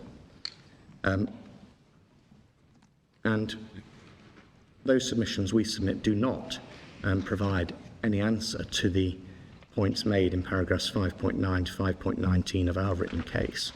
And indeed, those paragraphs in QX's written case serve to highlight, we would submit, the clear distinction between the two-stage TEO scheme and the control order and TPIM statutory schemes, which QX invites you to adopt by way of analogy. Those paragraphs also establish, in my submission, why attempts at straightforward comparison are inapt. And taking 2 points in turn, at paragraph 62, firstly, QX submits that whether or not procedural complexity is caused by the Court of Appeal decision is irrelevant.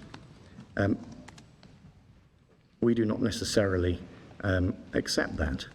Here we submit that the procedural difficulties that might arise as a result of the Court of Appeal's decision underline what we submit is the failure properly to have regard to the two-stage nature of the scheme and the different requirements of an imposition and obligations review. However, in any event, the passage relied on by QX in paragraph 62 from AF number 3 demonstrates the fact that in the control order scheme, the focus is exclusively on the restrictions imposed on an individual. And clearly, that passage is directed towards circumstances where restrictions are imposed on an individual to an extent which means that Article 6 applies, and judges are therefore required to grapple with how much disclosure is required under AF number 3, as we've just looked at. And that, with respect, simply highlights both the one-stage nature of the control order scheme, which has no separate life from the obligations it imposes, but also highlights that the proper analogy there is not with the imposition review, but instead with the obligations review, or the decision to impose obligations under Section 9 to an extent which means Article 6 applies. Secondly, in paragraph 63 and following, QX submits that the potential procedural issues apply in any event to TO proceedings and apply equally in control order or TPIM proceedings. And we submit that with respect is wrong. because the control order and TPIM schemes have no life separate from the obligations or measures that they impose, the court is only ever concerned with a review of the lawfulness of the obligations imposed on the individual. We looked at that in detail this morning, but the definition of a control order and the definition of a TPIM essentially make clear that they are comprised solely of the obligations and measures themselves, and a review of a control order or a TPIM notice is concerned with the lawfulness of those measures and obligations. It's therefore perhaps sort of unsurprising that both the 2005 Act and the 2011 Act contained specific provisions permitting additional challenges to be brought in circumstances where the control order was modified or the TPIM varied subsequently. In particular, for the purpose of the 2005 Act Section 7, Section 10, and for the 2011 Act Section 12 and Section 16, provided for standalone appeal proceedings in relation to subsequent modifications or variations that could be dealt with on their own as standalone challenges.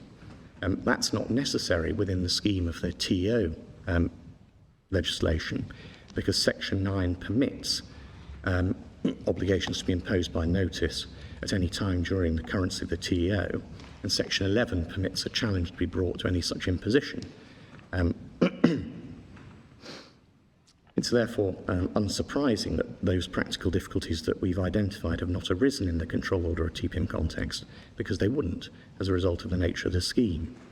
And so far as the TO challenge is concerned, this is the first substantive TO challenge to address these matters, and so it's perhaps unsurprising that these difficulties have not arisen in a previous case. But for those reasons, as well as those put forward by Mr. Tam, the Secretary of State submits that the Court of Appeal's reasoning must be rejected. Thank you very much, Mr. Gray. Now, Mr. Tam, is that a convenient point? Lord, yes, if it's convenient to the court, then I will have an hour left this afternoon to deal with whether the right of the vote is a civil right, Yes. and the decision upon which Thank you. Well, that's quite a lot to get through, so we will try to restrain ourselves from pressing you with too many questions. I'm always happy to answer questions and deal with the court's problems. I'll be as economical as I can. Okay, we're called to adjourn. Yeah.